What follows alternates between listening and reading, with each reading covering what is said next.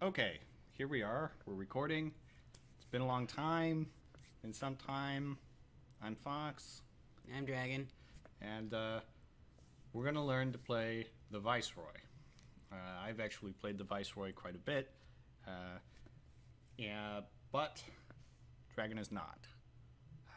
So I'm gonna be controlling the mouse and keyboard, and probably doing a lot of the play and doing a lot of explanations, but maybe some decisions and input will come from Dragon, and also. This game is not necessarily for everyone. It's very kind of crunchy economic simulation, and if you get really bored, you can stop and I'll just do it on my own, and that's Yep. fine. So it's not like an obligation thing, Economy simulators are not generally my sort of thing. right? Usually more actiony type games, but it should be interesting to take a look at. Anyhow, let's jump in. The Viceroy. As you can see, it's a science fiction game. Because there's a planet? Yeah, except it's 3 planets, actually. It's little slices of planets, and also there's space behind it. Okay, welcome. Lots of introduction. There's some voiceover text, which is all disabled. There's music, which is all disabled. Okay, so the first thing that we do, we're going to be a Viceroy. We're going to be deployed to solve problems. Regions of space, sections like a territory within wider galactic civilization that has encountered some sort of disaster, social collapse, hyperspace, terrible things, Science fiction problems. science fiction problems, and we're here to pick up the pieces and uplift these people back into the state of life that we expect from modern galactic civilization, which is a very advanced and high quality state of life. So we need to take these people out of their misery and their ignorance and bring them back into modern standards. They've been reduced to third world country status, and we need to bring them back up to first world. And we're the problem solvers. Is this intervention like with their approval or Oh, they don't have a say in this. We come in and we are approved by higher powers far larger than them, and we come in and we can lay down whatever government we want. They can try to fund rebels, and we can crush those rebels with our fleets. We can put them down. We can run a junta and set up a planned economy and establish a state religion, and they don't have a say in the matter.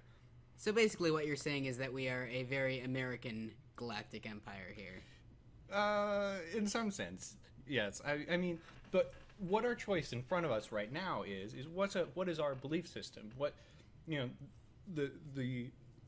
the established presence around in galactic civilization is there's kind of this one empire which covers everything, but there's this weird kind of tiered system. So serving the empire is the panarchy, which, as far as I can tell, like it seems to have kind of a. The panarchy is complicated because its philosophy actually involves self-contradiction.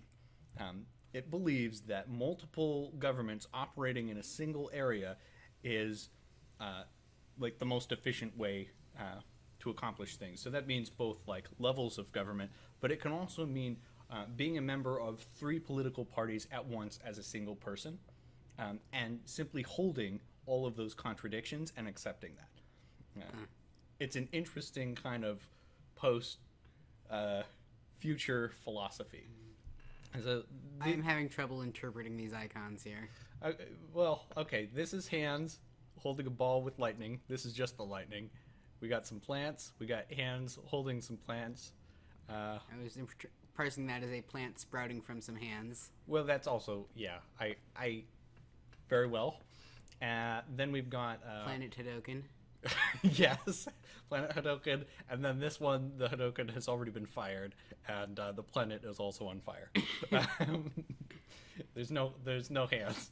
Okay, so the question is, do we follow the Empire? Do we follow the Panarchy, which are kind of the servants of the Empire, or do we follow the Commonwealth, which are the servants to the Panarchy? And the Commonwealth kind of probably most represents kind of modern democratic ideals. And the Empire itself, however, has been prophesied to rule forever by the alien Beyonders. So these seem vertically paired here. They are. So even within each of these groups, we have to pick a philosophy. And so what's interesting is if I mouse over the consensus Commonwealth, it'll kind of explain what that means. But it also affects what the cultures are, upper, middle, and lower class on the right. And the upper class culture will always be the culture that you identify with. And that means that when people become wealthy in your territory, they will begin to identify with your preferred culture. Choosing which subclass determines the middle and lower class cultures, which order they come in. So the consensus Commonwealth, the Panarchy are tolerated middle class folks. They've got reasonable culture. It's okay to be panarchs. But the Imperials, they just have the wrong philosophy. Your rebels will be Imperial ships. They're the lower class people that, when people are poor, it's full of people who identify with the Imperials, right? And you need to bring their wealth up so that they stop following that backward philosophy, right? But then if you go to the Commonwealth unifiers, it flips the Panarchy and the Imperials, right?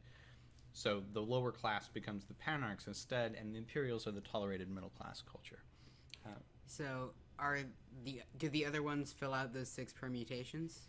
Yes. So all of the permutations of these 3 cultures are filled out by these 6 options. On top of that, each option grants a different set of 3 starting technologies. But let's not worry too much about that.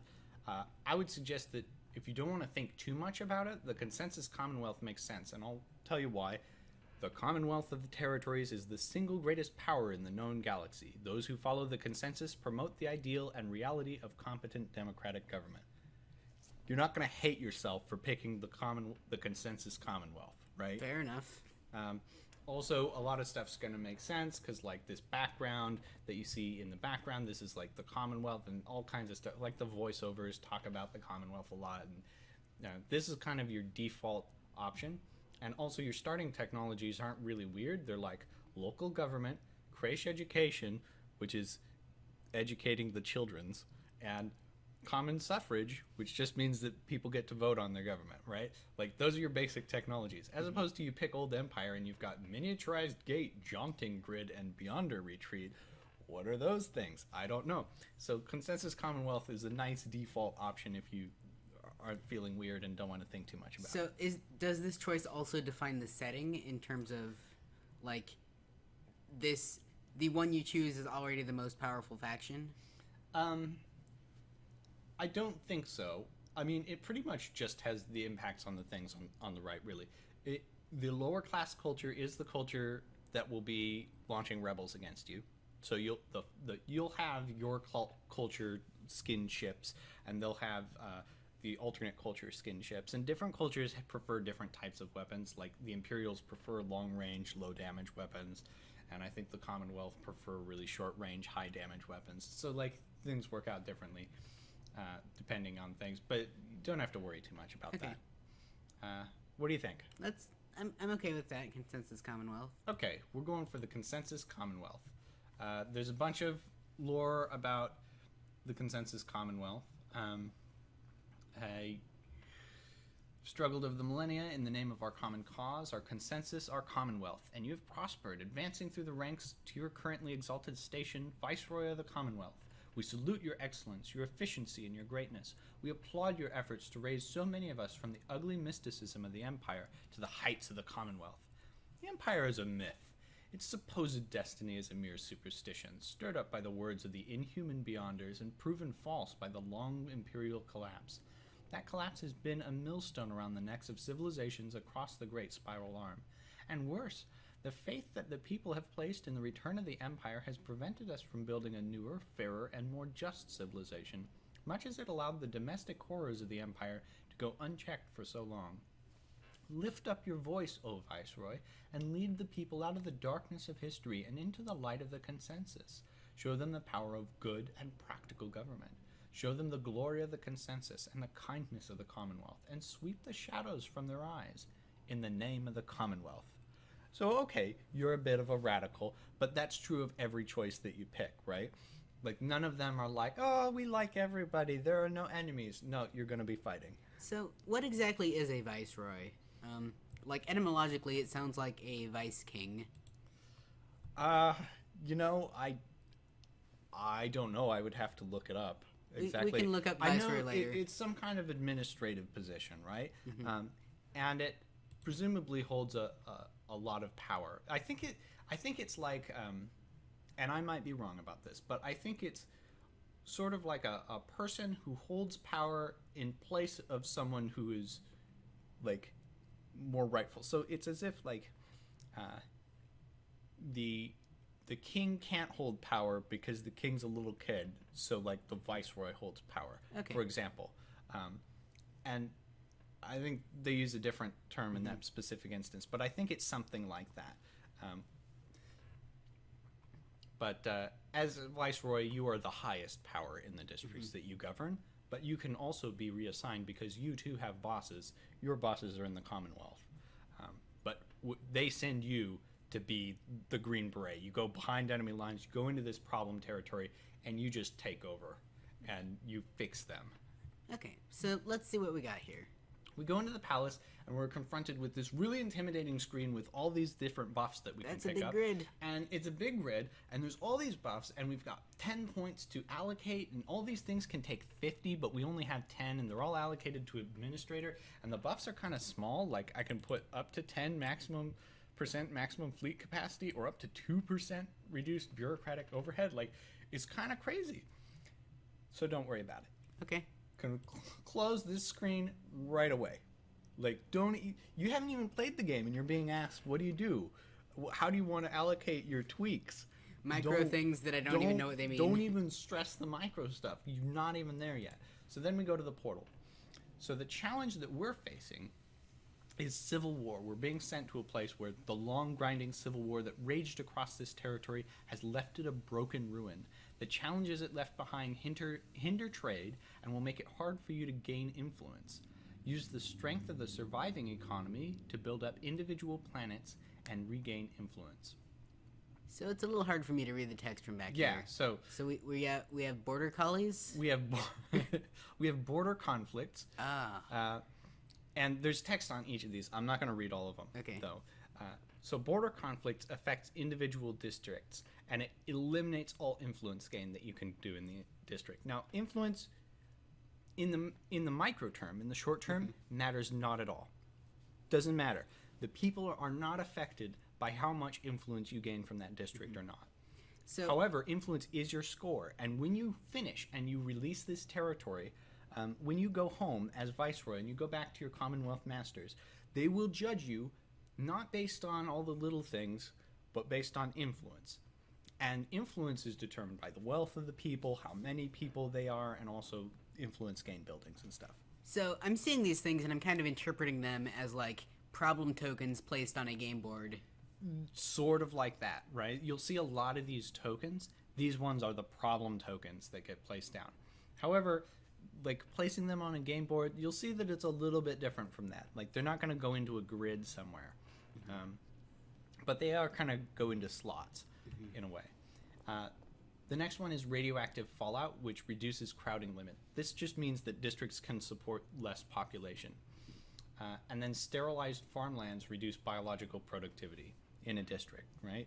So they can't farm. So I'm starting to feel like I don't really need to know these things in advance so much as I mouse over them to see what the problem is in this area. Right, you just kind of get the... Right, so when you go to a particular area, you can mouse over them, right? This is really just setting the stage, and so you don't have to memorize these things. Like, I want to just give you the skim of what we're coming up against, but you don't have to memorize. You don't have to remember this stuff. I don't need to care right now. You don't have to care right now. There's debris ring. This affects entire planets, not just districts within planets, but entire planets at once. And this doubles interplanetary trade costs.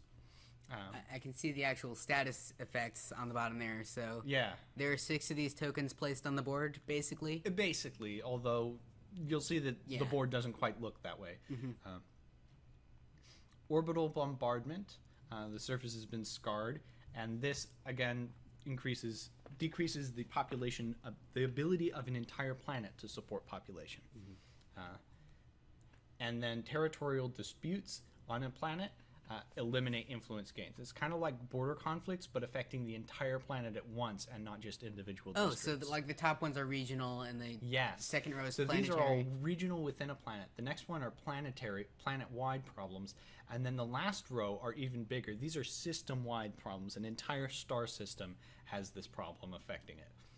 Replicating minefields double your inter-system trade costs because you've got minefields that are really hard to clear, and they're blowing up trade ships. And they're unclearing themselves. And they're unclearing themselves.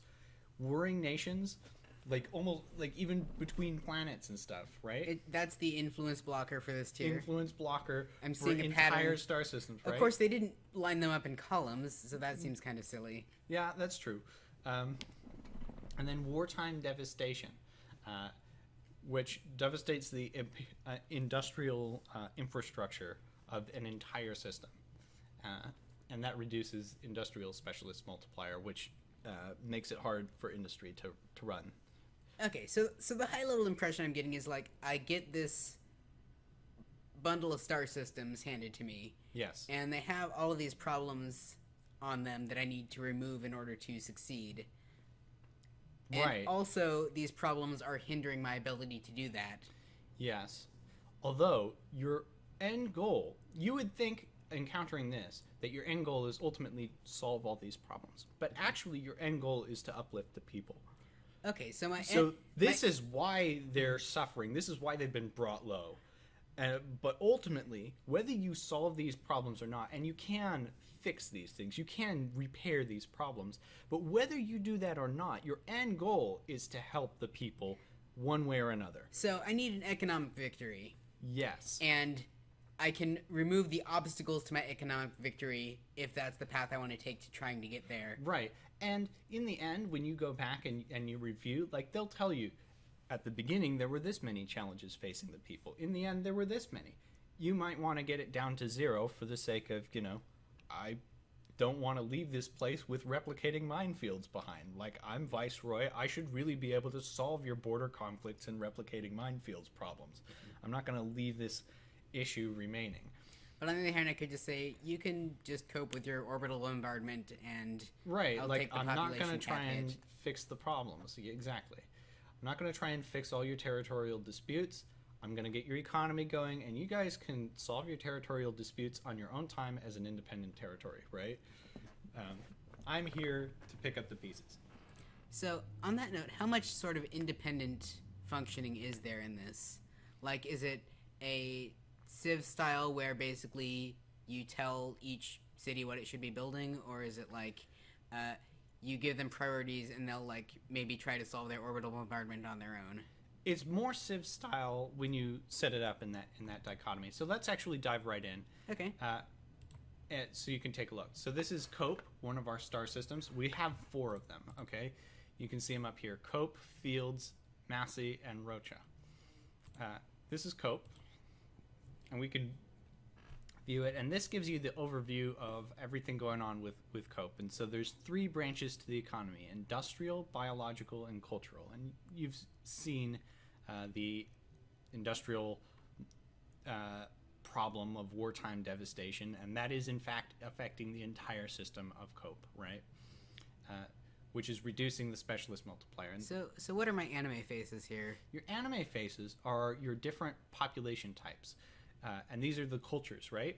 So you picked that you are Commonwealth, which means Commonwealth is upper class. The problem is these people are so poor that nobody identifies with the Commonwealth. These people are so poor that almost all of them are lower class imperial citizens.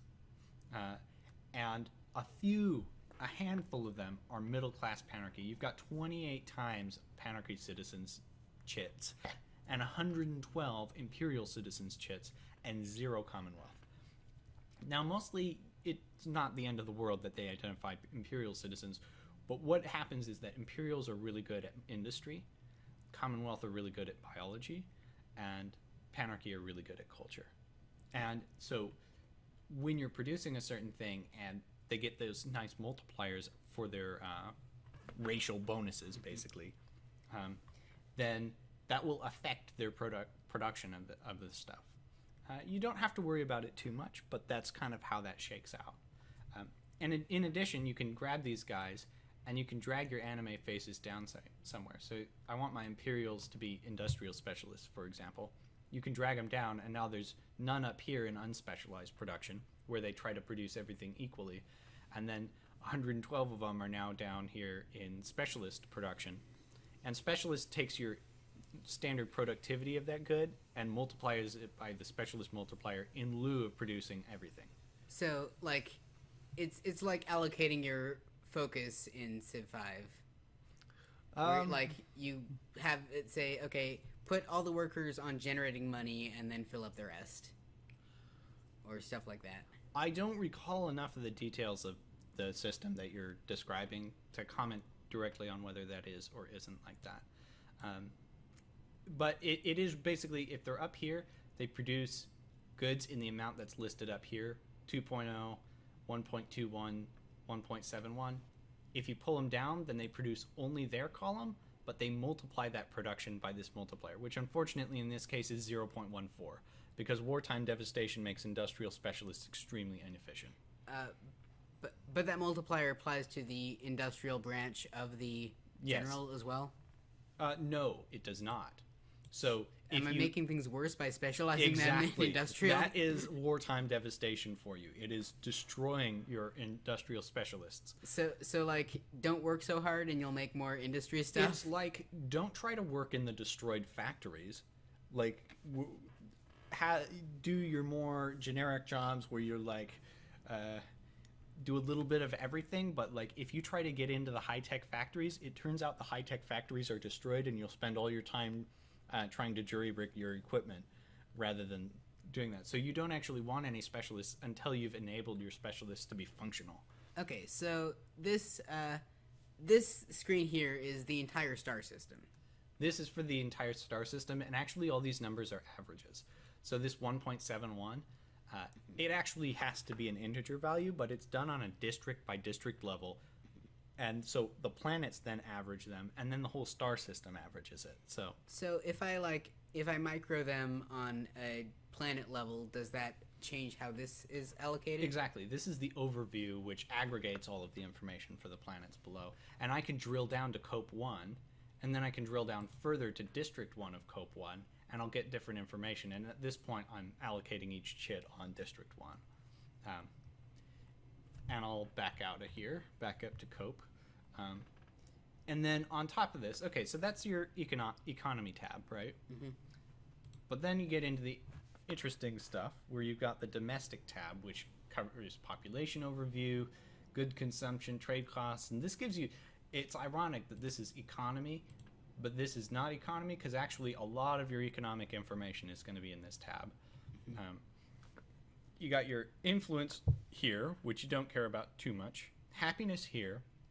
One of your main goals is going to be to get the minimum happiness in every district to 3. Because people are miserable. 0.14 at base 0, there's very little keeping these people happy. They've been reduced to poverty and misery. And you want to pull their happiness up. You can check out their crowding limit, crowding penalty, and the rate of population growth. One thing to note, Cope's population growth is negative 0.93%. Cope is losing population over time.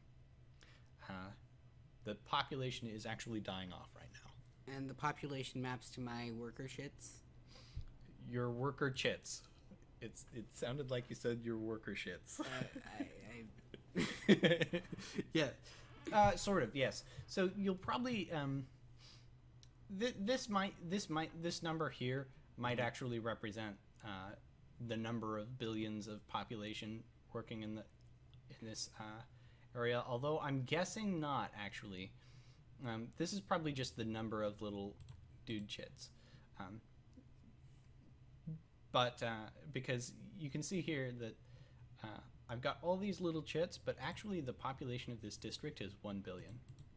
And so like this is just, it always breaks down into 10 chits for every district. Is there an auto allocate workers to places where there aren't problems button? To places where there aren't? There is not. But there's not, but everybody starts out unspecialized, which is a fine place to start out, right? Mm-hmm. generally won't be specializing people until you make an active decision that you're going to start enabling the economy to specialize. Unspecialized is like if you, because the thing is, now we have to go into why do I care about these different economic types, right?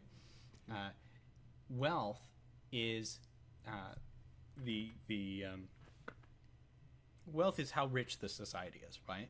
How impoverished and third world it is versus how kind of wealthy and high class it is, right? And it determines the class distribution here. It also is a direct multiplier on the science output and the influence output of your people. Wealth multiplied by population equals is going to directly linearly impact your influence and science. So you want high wealth and you want high population to maximize get your numbers up, right? Okay. So what mechanics do I have access to besides moving dudes around? Besides moving dudes around. So you see these things on the right? You've got common suffrage, creche education, and the Panarch's mercy. These are the things which you know how to do on a district level, because we're currently looking at District 1, which you can, these are policies that you can implement. You have 16.5 billion credits, and each of these costs 1.13 billion credits to implement in this district. And each of them has an impact. So for example, population growth is 0% in District 1. It's completely flatlined at 1 billion people. Well, impacting this is plus 1% because of the wealth of the district, minus 1% because of the crowding penalty, which is because of the orbital bombardment, and minus 1% because of, and it probably has a base of 1%, but then there's an additional 1%, minus 1, because of mortality. These people are mortal, they age and they die. Well, in the tech tree, the core hub tech, which literally everyone has access to at the beginning of the game, the thing which you can come in and bring and gift to these people is practical immortality and end to aging. This is known technology and these people don't have it. So one of the things you can give them is end aging. And that will take away one mortality in the presence of death. And that will decrease, and that will increase the population growth rate by 1%. But on top of that, your influence currently 0. You can't get any influence while the people are dying due to mortality. When you eliminate mortality, however, then the influence multiplier of minus 100% will drop all the way down to 0.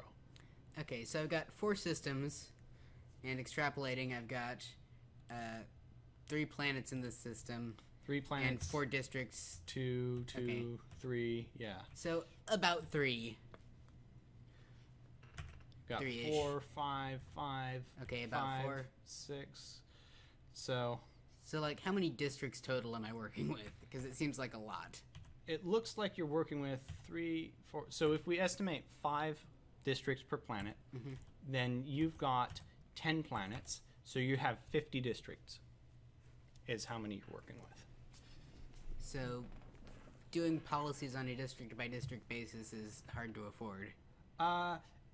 Yes, but it kind of is. But at the same time, and unfortunately you don't have policies that I can demonstrate with, policies which are done on a planet basis are the sum of the cost of implementing a district policy on every district on the planet. Okay. And policies on a system basis are the sum of implementing that on every district in the system. Okay, so it basically is just how much micro do you want to do? Yes, to some extent, yes. Although different policies apply at different scales. So some things are district, some things are planet, and some things are system. So it's not really a choice here, but it does become a choice when you go into the technology unlock tree. Wow. Which is enormous, right? And what's enormous and hard to parse? A bit, yeah. So it's got branching trees. It's got very thin lines on a very noisy starfield. Well, yes, that is true, and some of this text doesn't really show up very well on the background, which is unfortunate. And very, here, like this thin, is hard to read. Thin red lines on a noisy orange background. Yeah, that's true. So at their hub, we've got the Panarch's Mercy, which is practical immortality, and then we've got the three philosophies breaking out. And each of these corresponds to one of the three social branches, right? The Panarchy, the Commonwealth, and the Empire. And then from those, it further branches out into subspecializations, and then you've got branching trees all the way down. And it looks like none of these ever converge. It's all a strict tree. Exactly. It is a strict tree, and for the most part, it's actually a binary tree with two exceptions. Panarch's Mercy splits into three, and Serenity of the Empire splits into three, but everywhere else it's a binary tree. Now, as a consensus Commonwealth supporter, you start with this tree, this particular branch, partially explored. So you go a couple of leaves deep into local government, common suffrage, and creche education, which means that you're quite close to university system and natalist policies and leisure subsidies and enlightened policing, because you're the good guys with government policies that we can kind of recognize, right? This is encouraging growth rates, and you'll get more birth rate improvements, population rate improvements here. And then these are happiness, more happiness, and absolute freedom will actually multiply your cultural specialists. And you could spend all day looking through all these technologies. Okay, but I can focus on the branch of my culture stuff right now. You can, though, one thing to note is the nature of your challenges. Each of these challenges can be cured, and they can be cured just like implementing any other policy. But the way to cure them is by unlocking a technology,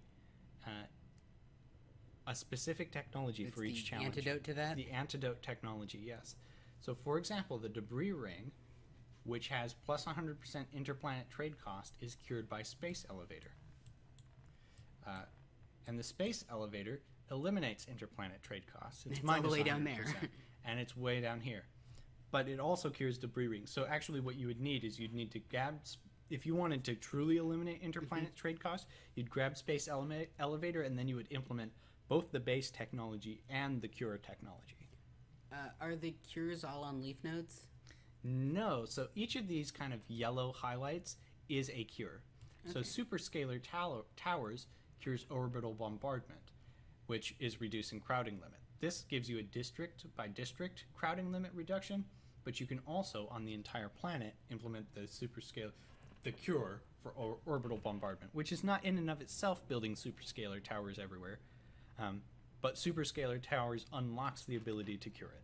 Okay, so... And those are separate actions that you take. So you can build the towers, or you can also build a removal of exactly. the problem. And those are separate and parallel policies. You can do one, you can do the other, you can do both, you can do neither.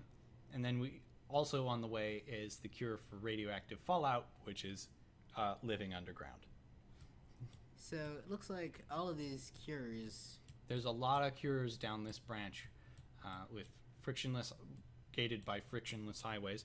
We've got superconductive grid will cure wartime devastation. Passive farming will fix the sterilized farmlands. And this Dyson swarm fixes the replicating minefield. So do I have any cures in my own branch of stuff? Well, in the one that you specialize in, the answer is 0. 0 cures, which is a little unfortunate.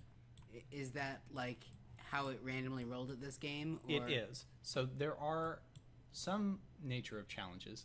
So this particular basket comes with Civil War, right? But if you rolled a different sort of problem, just off the top of my head, let's say it was like hyperspace collapse or something, or something else, right? Then you would have a completely different set of 9 challenges, and they would have a completely different set of 9 cure technologies. Do they tend and to some of them might be in here. Accumulate in one area like that?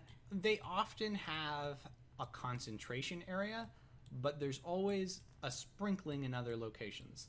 So you get Panarchic Survey, which is a leaf node way down this branch, where the only thing even remotely nearby is Panarchic War Memorial down here, right? And let's see, is there anything else up here? No, this is all dead space.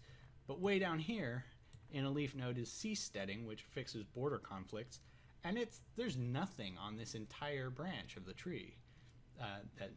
So you have to tunnel way down here. So if you want every challenge solved, you do have to spread out a bit and tunnel deep on some of these.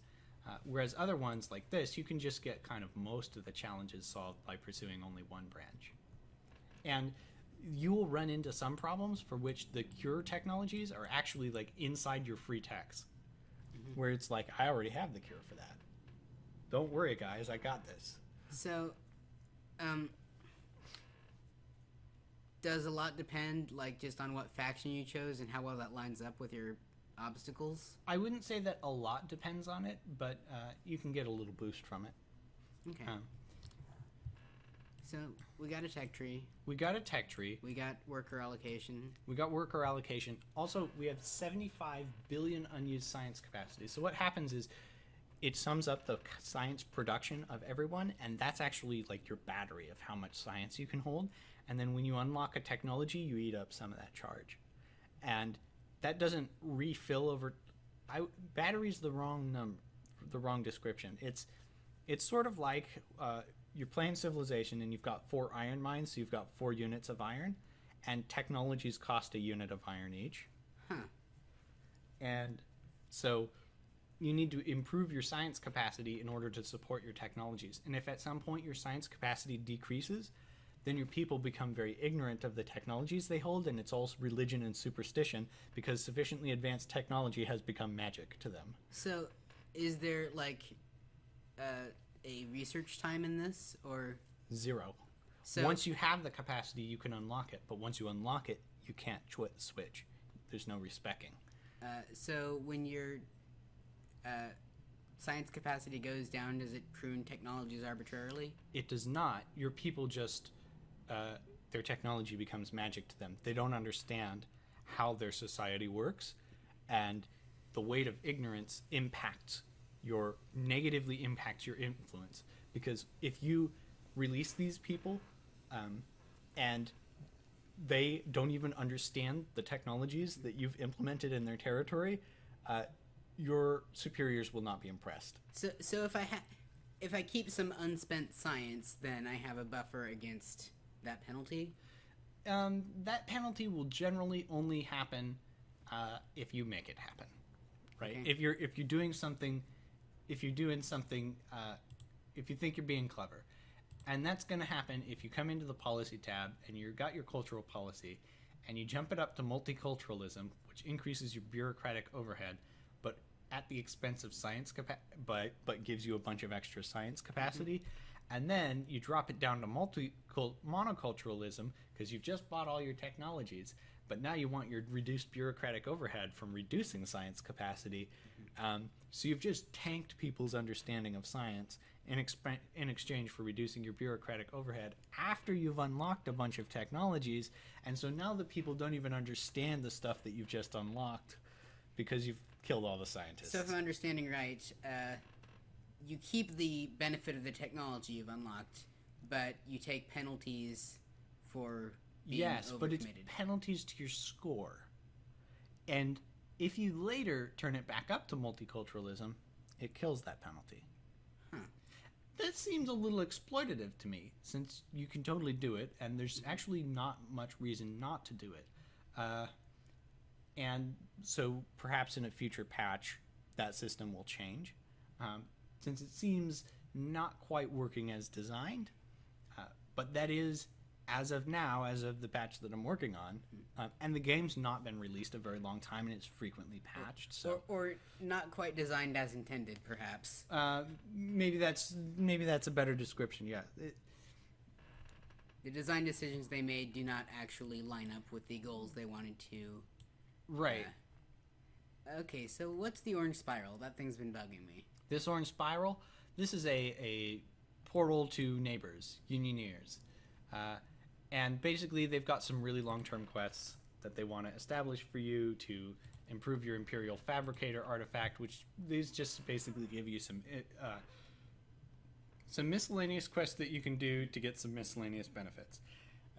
If we get tons of money in our territory and tons of money in a particular district and a planet which produces a ton of biological stuff, then the Unioneers will be happy and they'll give us +1 happiness in each district, and also will increase our fleet capacity. I'm barely following that, but So part of it is that I'm de-emphasizing that stuff because I think you don't have to worry about it right now. okay, so back on the science thing for a moment. Okay.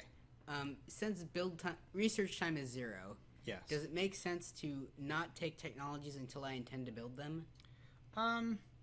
That's certainly. I think that's a thing which makes sense. I'm usually in the habit of grabbing them as soon as I can, but there's not a particular reason that you would need to do as I do in that fashion. Does science capacity do anything besides help you build the tech tree? It does not. So if I have unspent science because I'm not researching things until I build them, then that's something I could allocate elsewhere? Like with the multiculturalism slider thing you were mentioning. If you have unspent science, you can't allocate that elsewhere. However, in this case, you can reduce your science capacity when you aren't intending to research anything. Well, that's what I meant. Is basically, I have... Unspent science doesn't give you any benefit except unlocking technologies. Right. So if I have dudes that are increasing my science limit, I can have them do something other than that in the meantime until I need to research. Not literally, because there's no dudes to reallocate. This is literally the only slider which directly influences that. Well, okay, mostly. So if I come over to the domestic tab and I look at this COPE 3, it's a planet. Science capacity is 6.15 billion, so it's adding 6.15 billion to your science score. There's this little slot for a buff. You can drop buffs in there, and they'll increase your science capacity, or cure things, and they'll eliminate penalties.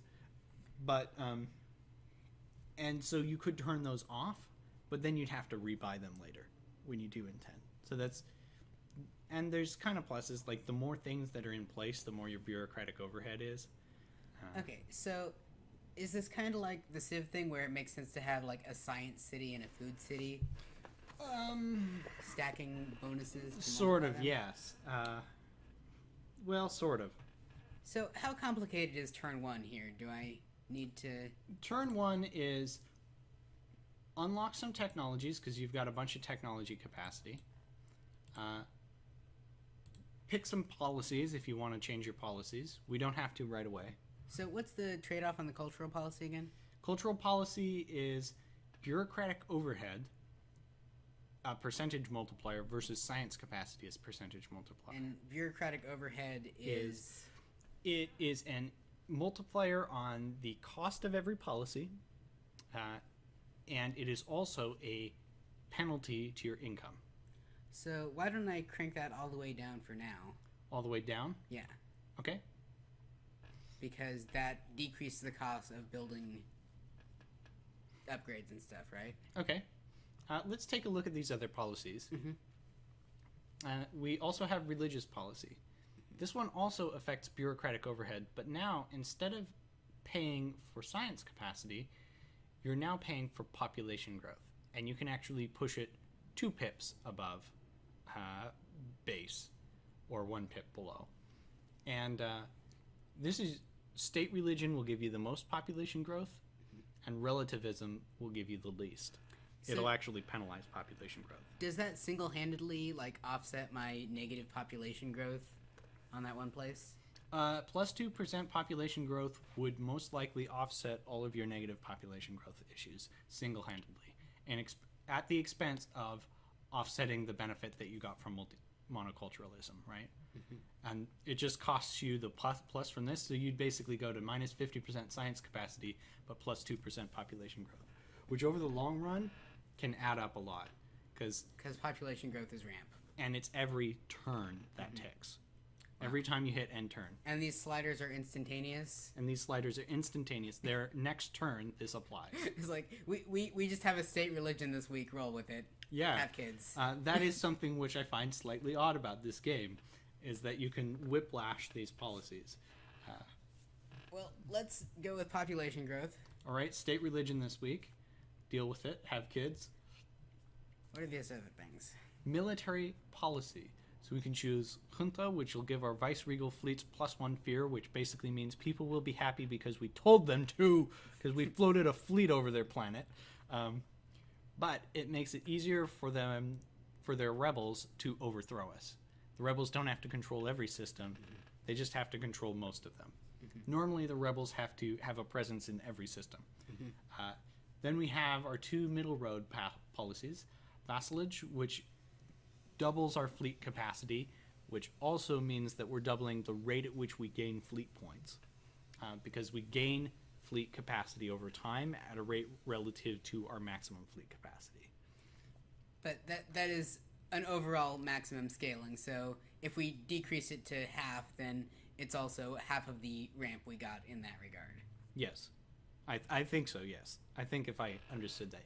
So there's no long-term benefit to having it in that state? If you have it in that state for... Yeah. It does bank up, and so if you turn it back down, it doesn't drop it in half again. Oh, okay. So this is double fleet capacity creation? Effectively. I mean, it doubles your maximum as well. Creation rate is scales with your maximum capacity. So is this a battery then? Let's take a look. Yeah, it's a battery. So okay, let's so take it's not a look like at the science fleet where the tab. maximum is your... Okay. Exactly. So you've got your maximum capacity, 1.61 billion. That's a lot. However, the current capacity is 16.1 million, and it increases at current capacity minus maximum capacity divided by 100 each turn. That's what it says, but I think that's actually backwards. I think it increases by a negative number. Yeah, I think it's actually maximum minus current divided by 100 because that math does not work out at all the way they say. So it's basically a spring where the lower you are above your maximum. Yes. So this is, however, this current capacity is your battery charge, your stockpile. Okay. So by doubling this, you also double the rate at which you gain this. And then you spend this temporarily on holding ships, and you can dump ships to get it back. That's a invested currency. Yes, and this current capacity, this is like, this is your ability to requisition forces from outside the territory from the Commonwealth. And the Commonwealth will just send you these ships immediately. And if you want to send the ships back, you get your requisition points refunded. I'm noticing a trend in how this game works. It's very instant. Stuff doesn't take time to implement. And it's 100% refund when you... It is 100% refund. Okay. So basically we have a very mercurial government here. That is constantly making sweeping changes to policy. Oh yes. And we can bring warships in through a gate, and we can requisition warships. The Commonwealth will send them to us. They'll come in through the gate. We'll send them to fight a battle, and then we can send them right back out. And we can say, we don't actually need those warships, take them back. Although actually it's useful to just keep them hanging around because, again, this doesn't give us anything. Warships in our system do, because if you float them over planets, people are like, oh, we're really happy.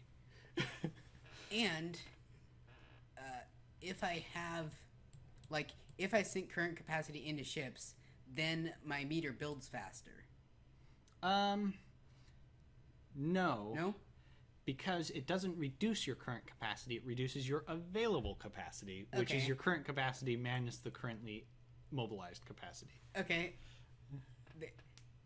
So there's maximum current, which is how much of a charge you built up, and available, which is how much of a charge you haven't spent. I feel like this game was designed by somebody who is fond of equations. Oh yeah, the designer had fun building some equations in this game, for sure. The saddest thing is, as much as this game is a spreadsheet game, there are no spreadsheets. And I say this is a sad thing because sometimes you really want a spreadsheet. Yeah. Okay, so back to the policies. So we can choose between doubling our fleet capacity or having the rebel fleet capacity, which has a similar effect, except this way they send less at us, but we also have less. So we can double the scale of all the conflict, but have the advantage, or we can have the scale of the conflict and still have the advantage. Or We can go to Junta, which says we already have the advantage, even the odds on the fights. In fact, the rebels don't even have to take every system to overthrow us. They can just take some of them. But we cause more happiness when we fly ships over our own planets. And then on the far end, peacekeeping, which means that rebel fleets cause more terror when they fly ships over their planets. However, even if they conquer every single planet, they can't overthrow us because we're not even claiming to establish a military control over this region. We're here to implement some social policies and help you guys out and uplift you guys economically, but the rebels can have their way militarily. So, do the rebels have a fleet battery that runs the same way as ours? They do. So, really, the decision between those two center points is how many ships do I want to micromanage? Sort of, though it's quite cheap. There's not much micro. Okay. Well, So, it seems to make sense to go with the double thing then, because that gives me more versatility. it does. And I think often this is your good choice because ultimately, if you can keep the rebels down, doubling your fleet capacity means that you have more ships to fly over your own planet and make them happy. Make them very happy through fear. And then finally, we have economic policy. Free market, no modifiers, and then as we go in different directions, we can offset income versus wealth levels on places. Now, wealth levels help the people because they're better off. So if we plan the economy really well, if we go in and do a planned economy, we gain half as much. We get minus 50% income, which is reduced amounts that we can tax, but plus 2 wealth levels. Income. This isn't our income, though. This is the amount that we can tax, but income is actually also... Let me actually jump in here. Income, the rest is then used on purchasing and transporting of goods to gain prosperity and wealth. So when you reduce income by half, you're actually having their ability to... So it's short-term versus long-term wealth, basically. Sort of. I mean, this is immediately spent on wealth. However, having a base of plus 2 wealth is a big deal when your total wealth that you're able to buy with your income is 1, right? Just getting your baseline pushed up 2 pips, that's a win. You're much better off. As these poor, impoverished people, a planned economy will actually make them better off. However, if their economy was booming, that planning would actually hold them back because it would so hamstring their income that the plus 2 might even be worth less than doubling their income. So is the wealth an iron-type resource? Wealth is the multiplier on district population, which gives you influence and science capacity. Okay. And also population growth. Each point of wealth gives you 1 point of population growth. Okay. So the wealthier the district, the more people immigrate, the more people have kids. Mm-hmm. So...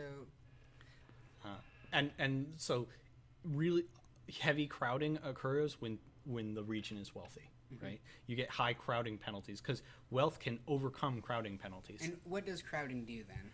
-1 population growth for each point of crowding penalty. So it does sort of the food thing, leveling out your... It does. So wealth, right. Well, wealth is your food. Your food production. Sort of. Like your wealth is... Yeah, kind of like that, right? If your wealth significantly increases, your crowd significantly exceeds, is high, you can get really high population growth and your population will rapidly grow, but then crowding penalty will start ratcheting up and will start arresting that, and you'll reach an equilibrium point eventually. And so everything will kind of stabilize. Okay, so back to the policy. Back to the policy. We've got, what is the one above the free market? Feudal economy, which is -1 wealth, but plus 25% income. So, I don't understand how the income number correlates to the wealth. Income, let's see. Let's go back here. Income is used on the purchasing and transporting of goods to gain prosperity and wealth. So local goods that are produced here can be directly... Let's drill down to a district, okay? So each point of goods... So this has cultural productivity 1, biological 1, industrial 2, okay? Each person in this district, and there's 2.12 billion, will produce 1 culture, 1 bio, and 2 industrial. They will then consume 1 of each to gain 1 wealth. Which means I have a... That is like their consumption of that sets your wealth level. Right. They will then attempt to consume the second point, but they can't. They don't have enough. So then they'll try to start selling their industrial. And they will sell their industrial through exports to hopefully other people on this planet, because that's relatively cheap. If not, then they'll have to ship it to a spaceport, launch it into space, fly it to another planet in the system. If nobody else is buying in the system, then they need to ship it out of system to another star system. And if there's nobody in the entire territory that's doing it, then they have to ship it all the way to the spaceport to ship it to the Commonwealth, the larger Commonwealth. And that's really expensive. And they basically get... and that's actually the exports... I don't think there's overhead on exports. But so they'll get income based on their exports.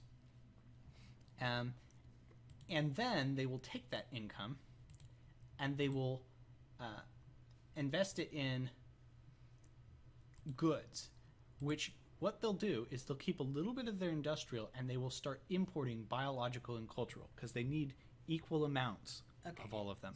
So they will spend their income on that stuff. And at the same time, they'll have this income, and we will tax this income at 11% because that's our tax rate. Caveat, these people are extremely unhappy. So the local government is going to squirrel away 75% of that income and give it to the rebellion, and we'll get only a quarter of our nominal tax rate.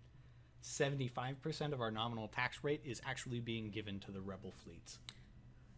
What if we tank our nominal tax rate then to give the rebels less money? That will absolutely work, and the rebels will get way less money. Catch? So will we. And our total fleet capacity will tank, and we will have trouble dealing with the rebels even so. We could make money in less unhappy planets. That would totally work were there less unhappy planets. Also, our nominal tax rate is set territory-wide. Mm-hmm. So if we tank that, then that also tanks our tax rate on less unhappy planets. Okay. And is our tax rate the only source of our money income? It is the only source of our money income, yes. Which is what we use to build policies. Which is what we use to build policies. It also pays for upkeep on policies that are already in place.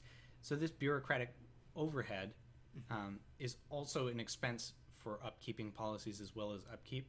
And the reason those already are in place is because there are already policies in place when we arrived in the system. There are already certain things that they're doing right, certain things that they're paying for, and we can't break those. Does wealth affect happiness? Wealth, interestingly, does not affect happiness. Money doesn't buy happiness. However, certain things that are like, if you do some serious income redistribution, that will affect happiness. If you offer everyone a basic income, that will affect happiness. But those are actual technology policies that you implement. Mm-hmm. And the cost for every technology policy, there's going to be an upkeep cost that you're paying out of pocket. But it's also 0.1% bureaucratic overhead per policy per district. And that starts to add up a lot, because if you think about it, implement a policy in every system or every planet or every district. We have 50 districts. That's 5% per policy that we want to implement everywhere. Eventually this will hit 100%. We will have zero income. And everything will cost double. And once we run out of money, we will get reassigned. So if we slide that all the way to planned economy there. Planned economy. That gives us early population ramp. Exactly, because extra wealth levels means more population. Combined with the state religion, which is also extra population ramp. Right. Which can do a lot for us. However, if we're going to monoculturalism, I suggest we spend our if we're going to go to monoculturalism right away, then I suggest that we spend our technology while we've got it. And actually, I would hold off a little bit. Because remember how I said that wealth times population equals technology? Let's actually wait on going to monoculturalism. In fact, let's even go to multiculturalism temporarily for the bonus science capacity, so that next turn we have a big boom in technology.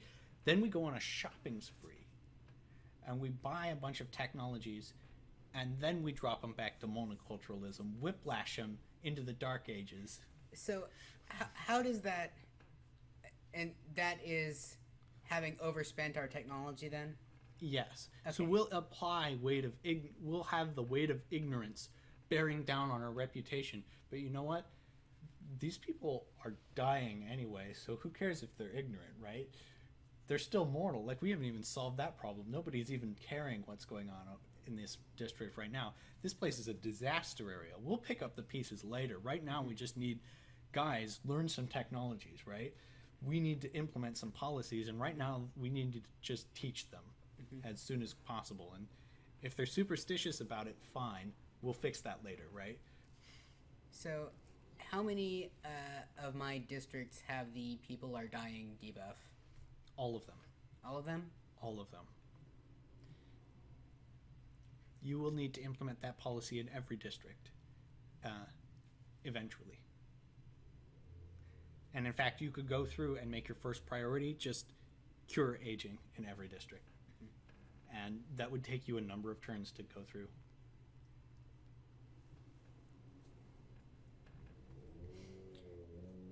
So I'm actually going to hit next turn. Boom. Okay. What happened to our numbers? Well, one thing that happened is down here in the events tab, we've got some technologies available. That was true before. Got some objectives. We've got every turn some culture occurs, which gives us 0.1% of bureaucratic overhead increased. This happens every single turn, and it acts as a clock. Because eventually your bureaucratic overhead becomes so high that you can't run your government anymore. This is the clock on your vice-regal administration. Okay. And it happens both from you doing things and also just because turns are passing. But you can do the things that lower overhead in order to buy more turns. Yeah. Crowding decreased on COPE 3 District 1, probably because population growth is decreasing. However, because the population is decreasing, right? However, those policies are going to kick in this turn, right? So that should turn right back around. Especially considering that the crowding decreased, which means more birth rates, right? So great. And wealth increases on all of these places. So all kinds, plus 45. So 50 different districts had wealth changes, which means that literally every district that we control had a wealth increase. So we got 100 extra wealth? Probably about 100 extra wealth, because they probably didn't get actually +2 by virtue of their income got slashed by 50%. And so they were not filling up the... Exactly. Like, they couldn't buy as many goods because of the planned economy. However, the tide rose and it lifted all the boats, but then it turned out that the boats are really bad at navigating the high seas, so they didn't rise as much as it falls apart. But so does every place have the thing one higher than the other two, or does it vary? No, it actually varies. So this one's one higher, but this one is 3, 3, and 1. And that 1 is actually being pulled down by sterilized farmlands. So this is actually a really rich district in terms of raw resources. And they need less income to increase their wealth levels. That's true, yes. And 1, 3, and 1, 2, 1, and 1, 2, 1. Okay, so these guys are all going to have a base of at least 2 in industrial, because predictive supply chain is applied planet-wide, and that just gives them a straight +1 buff. And this is a policy, a protected policy, something that was in place before we even moved our administration in. This one has 4. Normally they only go up to 3, but 4 happens because of this predictive supply chain. Like, this would almost be a great place to set up some industrial specialization, except wartime devastation across the system has reduced their specialist multiplier to ×0. So if we specialized in industry, everything would fall apart, like 0 out our production. So what's it cost to remove that? It takes us researching superconductive grid. Technology. I Superconductive recall it being grid relatively nearby. is 2 pips deep, and it's also down the branch with a lot of stuff. It also increases the industrial specialist modifier on a district level when we buy it, which means that's actually a really good idea. And that is a multiplier. And along the way, we'll hit frictionless highways, which improves interdistrict trade costs, which is the overhead income from to wealth conversion? Yes, sort of, yes. But that's when you're importing from other districts or any. Okay, so what happens is if you import from another district, you pay an overhead for importing. If you import from another planet, you pay both that overhead and then the same overhead again because you're importing from another planet. Then you import from another system, you pay a 3rd tier of that overhead. And you import from the Commonwealth, you pay a 4th tier of that overhead. But the spreadsheet number shoving on that is basically income gets you more wealth. Income gets you more wealth, and this reduces the cost of using income to get wealth. And so here's what's cool. I'm gonna say let's go down this branch. Grab this. Grab this. Here's what's really cool. That place has 4 base industrial production. When we cure that problem, it'll go up to ×1 multiplier. Add superconductive grid, it'll go to ×2, so that's 8. Imperial manufactory is another level deeper. That's another +1 to the multiplier. That'll get us to 12. So, what does having the industry way up there do for us? More exports, which is more income, which Okay. they can use to import those things that they don't produce very well. Okay, so basically it leaks to the other categories more efficiently. Yes, it does. And it leaks, well, it not necessarily more efficiently, but like just in bigger numbers. It scales up how much they leak into the other category, right? Leaking is inefficient, especially because we implemented planned economy to uplift all these poor people, right? And raise the wealth levels by effectively 1 in the end. Okay, so I'm getting the number relationship now. So basically, income is how well your stuff levels out to make more wealth. Right. And wealth is just your overall bonus level for... Well, wealth is the overall how well the economy in the end is giving these people what the quality of the economy in this place is in the end. So, if something is even on all levels, do they have no income or like? So let's see. Let's drill down and find one that's even. Surely there's someone that's even. It may be that. Wait, what was that go up to? No, this one's Okay. uneven.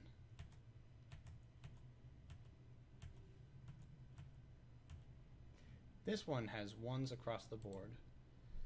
It has, let's see, foreign, and they are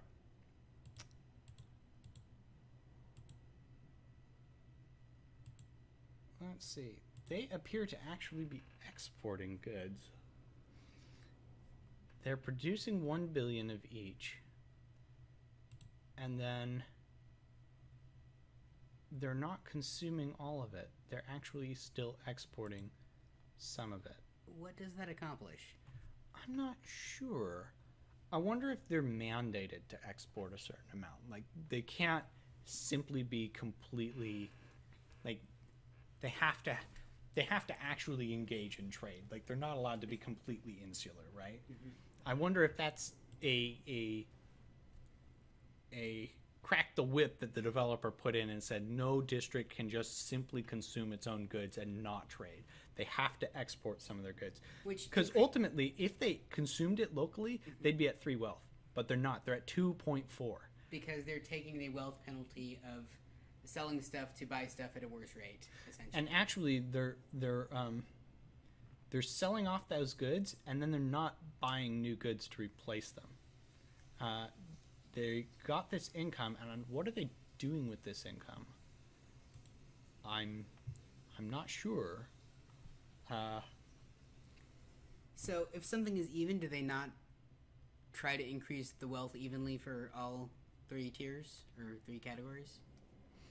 I would assume that would be what income would do, although they're selling off 6/4 of their goods, so they're selling off 3/5 of their goods, consuming the rest, and that's the entirety of the trade that they're engaged in. That consumption turns into prosperity. So basically, when you consume goods, every 10th of a good that a person gets gives them a prosperity. If they get 10, they turn it into a wealth, and prosperity drops down to 0. Prosperity is your fractional wealth. Prosperity then goes into capital. Capital is then invested off-world into a district with a high capital return rate. That district then gains return on investment, which is fed into that district's income. So a district can be a investment center where it has high capital returns, and then other districts will take their prosperity, which is their fractional wealth, and they will donate that prosperity to districts with high return rates. Okay, so basically, your overall wealth balances out if it's fractional to an extent, because it gets applied to places to bump them up a tier. Yes, and the places that it gets applied to are places that specialize in banking and finance. And those places then get tons of income, which they can use to buy multiple levels of wealth if they have truly tons of income. But they want to maximize their capital investment rates. And they also want high population because, well, okay. Go ahead. So do they spend income on all 3 things if their 3 things are even? Well, in this case, they aren't. So in this case, their income appears to just get partly taxed and partly, I don't know where their income is going. That's weird. Because it could be like your really profitable banks don't spend their wealth either if they're not spending it on... At the very least, you get to tax that income. So that's a thing. But it sounds like I want to have places not be even so that they will use their income to gain wealth. Let's see. This place has capital investment, and as a result, it has wealth. It has 4.44 billion, and it has exports. It has unbalanced exports going all to culture, and they are actually interesting. They're not importing at all either. They're exporting all their surplus, but they're not importing anything. I question the economics of this. I wonder what they're doing. I don't fully understand it all. They purchase population divided by 10 of each good. 10 prosperity becomes 1 wealth. The rest produce capital. Population divided by 10 of each good. So they need a certain number of millions of, but they're exporting those goods instead. I question the equations of this equations game. I wonder why. Huh. Well, it might again be that they're obligated to export a certain portion of their goods. Okay, so assuming the system is broken in the way it appears to be, how do we game the system to be successful despite that? Well, ultimately, I think you still push the numbers up, right? Mm-hmm. So it's exporting like a minimum proportion of each good, mm-hmm. and then they don't. Why aren't they evening out though? I'm not entirely clear about that. This is Fields 2, District 2. So if I hit next turn and I go back to Fields, and I go to Fields 2, District 2, no, they're still doing the same thing. Would you mind not hitting next turn until we like invest in ramping? Sure. I mean, we have invested in to some degree in ramping. Well, yeah, but we can get technologies to remove penalties on our population. That's true. That's true. And turns are relatively cheap. Like this is actually like a very small penalty. So from my experience, it doesn't cost very much to hit next turn. So I apologize. I don't want to distress you. Let's go back to technology. What do you want to emphasize here? This will cure sterilized farmlands, which will help our biological production. This will further improve the industrial multiplier, which is something that we're already going down. I actually recommend doing this. Let's do that. There's more industrial, but these are planet and system-wide, which are larger scale investments, so you got to do it. Whereas district-wide lets you drill down just on that one district. I would consider these, but not necessarily dive in on them right away. Okay, so what's my budget look like? 199 billion. Next technology is 20 billion, and each one costs another 5 than the previous one. Okay, so there's no like cost scaling like in Civ where farther down technologies cost more to buy. It's right. Number of purchases you've made. It's number of purchases you've made. Other things to consider: happiness. Happiness reduces rebel income, increases your income, actually. Enlightened policing and leisure subsidies. We've also got population growth, and natalist policies, open immigration, and reproduction mandate, which is incentivizing babies and punishing lack of babies. And those are all just... It looks like they were each plus 1%. Yeah, they're always plus 1%, but this is a district, this is system-wide, this is planet-wide, and they all stack. Okay. And then we've got science capacity on a planet scale, science capacity on a district scale, and cultural specialists on a planet scale. So These at are some kind point, of your local... those are just... they pay for themselves. Yeah, the science ones, they generally do pay for themselves. The catch is you also have to pay to implement the policy. Does every policy cost the same amount to implement? Yes. Okay. Other things to consider. Cultural productivity. That's the generalist cultural productivity, which is good. You can implement that everywhere and it will not hurt anyone who's doing the generalist production. Only specialists who aren't in culture will be unaffected. Cultural productivity for an entire system at once, which is just a coarser version of the same thing. Computerized markets. District-wide, plus 5% rate of return, very good for that investment economy. Predictive supply chain, base industrial productivity for an entire planet, quite good. If we go down this direction, we've got base biological productivity, also very good. And then a bunch of biological multipliers down here. So if I do the industrial, biological, and cultural, then that's approximately plus 1 wealth everywhere. That is approximately plus 1 wealth everywhere. So if you get plus 1 to each. Aside from selling things in order to not buy anything. Yeah, and the catch, of course, is that you are going to be... the catch is that you are going to be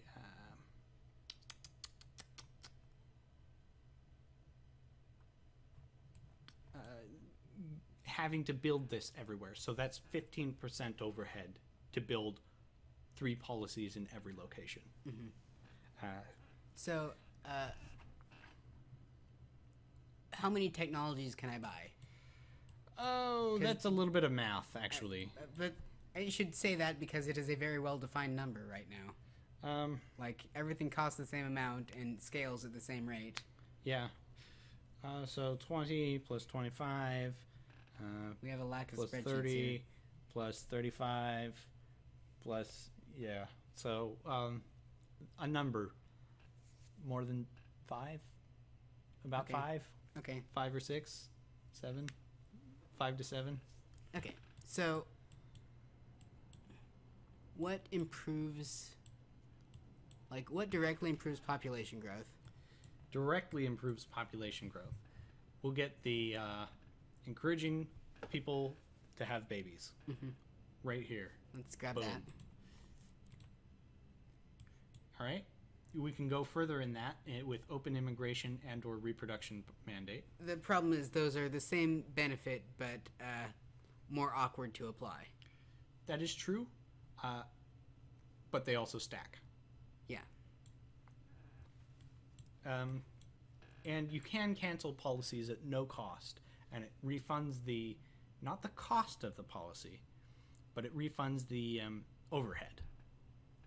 The overhead goes back down. Yes, the overhead You're goes not- back. It which doesn't is- refund your overhead. You do not continue to pay for a policy you no longer have. Right. So it's not really a refund so much as just Other things to consider for population growth. Superscalar towers reduces crowding limit on a district by district level, so you can surgically apply it to locations that have crowding problems. It also cures orbital bombardment, which is a planet-wide crowding limit penalty, which you can apply to entire planets. Getting a 2-for-1 let's is do that. basically what these cures are. Is they're 2-for-1 technologies.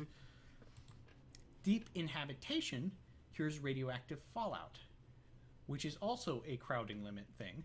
Deep inhabitation is also a crowding limit thing. So you can get a second tier of that. Now, chances are nobody has enough crowding limit that you need all of this stuff. Right. But that's the thing to keep in mind for later. That is a thing to keep in mind. Passive farming cures sterilized farmlands, which is a local thing that hurts biological productivity. Passive farming is a biological specialist multiplier. Just think about this though. If every policy costs the same amount to implement, you're getting more bang for your buck with some of these than others. That is probably true, although they're not on the same axis per se, right? Okay, but so wealth feeds into population growth. Yes. So one wealth is plus 1% growth. Yes. Okay, so the plus 1% growth is equivalent to plus 1 wealth as far as Population growth goes. and It's whereas, also equivalent to plus one crowding limit as far as population growth. Population growth is strictly dominating, or wealth is the strongest. wealth beats population growth, which beats crowding reductions. And the plus things can be approximated as a third of a wealth. Plus things can be Like that thing, the passive farming. the passive farming. Maybe. Okay, no, it's a multiplier. Yeah, Okay. this is a multiplier. The curing the. Okay. This guy maybe a third of a wealth. And that's If what you're I was doing thinking of. generalists, it's Yeah. a third of a wealth.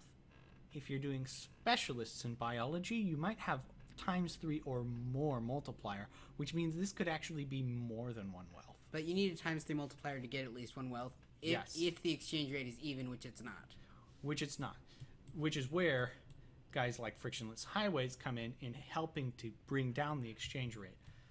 Also, we've got rate of return guys, which can be huge when placed in specialized investment locations. Do we need to worry about you running out of hard drive space? This is quite a bit of thing that we're running up. I could look into it. Here, I'll pop this guy open. Nope, I've got 155 gigabytes free on the drive that all this is getting written to. Okay. We can split it later then. Yeah. So, going back to the towers thing, did we do that one already? The towers thing. We did not... Oh, we did get the towers. Okay. And we still have 154, and the next one's 30. So we're looking at 4 to 6 more.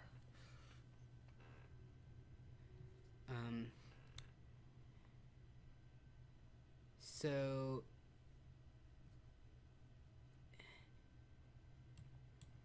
income scales off of productivity. Incomes does scale with the economy, yes. And the economy scales with productivity. And here's something to consider. Making one location really rich will help you to bootstrap yourself much faster than trying to spread yourself thin, making lots of locations moderately rich because of the overhead on every policy. Mm-hmm. Placing 10 policies on one district can make that one district well over 10 times more wealthy. Stack multiplicatively when you can. Exactly. Whereas putting that same one policy on 10 districts is just one policy on 10 districts. That's not as big of an impact.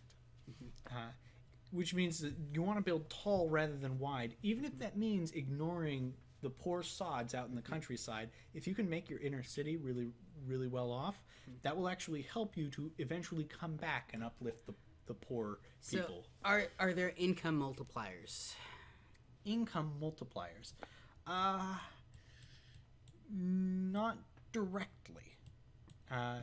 The closest thing is probably the rate of return thing, but that multiplies the investment for places that are invested in. Although notably, if you stack a bunch of rate of return things on a location, it will get a lot of investment. People will throw money at them. So how do we raise budget? Raise budget? Our own budget? Our policy purchasing budget. As time passes, we will stockpile cash. We will also be able to increase our tax rate, and we can also increase happiness on places with high wealth so that we get more of the money. We can also just straight up make them generate more income. Okay, so happiness is, in a sense, a dollar income multiplier. Yes, although it's by no means linear. Yeah. It does increase income, and we do have access to happiness here. We've got enlightened policing and leisure subsidies right here, and they actually lead to more happiness. Penal retreats, universal pensions, and basic income are all happiness. Well, let's get enlightened policing. Good policy. As we see in the news all the time, it's good to have people not upset with the police. That is a very good thing. Have the police not pissing off the people that they're supposed to be serving. That's always a good policy. Makes people very happy. So, what do we have nearby? Like, what are the next things we could get? Okay, next things we can get. Cultural specialist multiplier system-wide. I wouldn't recommend system-wide multipliers. Right now, I'm avoiding all of these system-wide things as a rule. Planet-wide happiness, that's not bad. Happiness is pretty okay. District happiness. District productivity for cultural productivity. District rate of return. System-wide cultural productivity. This is not as bad as other system-wide things because actually everybody will benefit from it except specialist locations. So expect non-cultural specialists. Cultural specialists benefit a lot from this. So grab the district happiness one. Another district happiness? Yeah. Okay. And then do we have any cures nearby? We can afford 2 more technologies. Okay. Cures nearby. Passive farming gives us a district biological specialist multiplier, and cures sterilized farmlands, which is a district biological productivity debuff. So that's a 2-for-1. Deep inhabitation is a crowding issue that cures a crowding issue, and it leads directly to interplanet trade cost, which cures interplanet trade cost, which is sort of a 2-for-1 in its own way. We also have, and that's the cure. Miniaturized gate solves inter-system trade cost. Orbital surveyors are upkeep costs. We don't need to worry about that, but it leads directly to bioproductivity. So what was the effect on the inter-system trade cost? Minus 100% of it. So If I remove all of my trade cost, is that 100% efficiency on the Almost. income conversion? The only penalty you will take is if you're importing things all the way from the Commonwealth. So completely outside your territory, nobody can provide their goods. The thing is, because of what we saw earlier, where everybody's exporting, even if they build balanced stuff, unless everyone is specialized, you generally won't need to import your goods all the way from the Commonwealth. You'll generally be able to find somebody who's selling goods of the type that you want. So, where's the interplanet trade cost one? That one's space elevator, and right now some locations have a doubled interplanets trade cost. And so this also cures debris ring, which resolves that issue. And we have to go too deep past more crowding limit reductions. I'm inclined to build in that direction, I think. I would note that that is less important now when trade is relatively because we got the income level. multiplier penalty. Yeah, we've got the income multiplier penalty, and it's also the case that our economies are relatively small. As our economies scale up, those numbers will start getting bigger and bigger, and you'll get a lot more bang for your buck in removing trade costs. Plus, the biggest trade cost reduction you can do is frictionless highways, and we already picked that up. Yep. Like, I think you'd get more from like doubling down on manufacturing multipliers. Which end does the trade cost apply on? Is it the importer, the importing side? The importer pays the cost. Okay. Exports have no overhead. The importer pays for the transportation. So we don't buy that on the Produce Huge Technology planet. We buy it on the Unbalanced Wants More Wealth planet. Actually, we do buy it on the Produce Huge Technology planet, and that's the Produce Huge Industry planet, because the Produce Huge Industry planet is exceptionally unbalanced.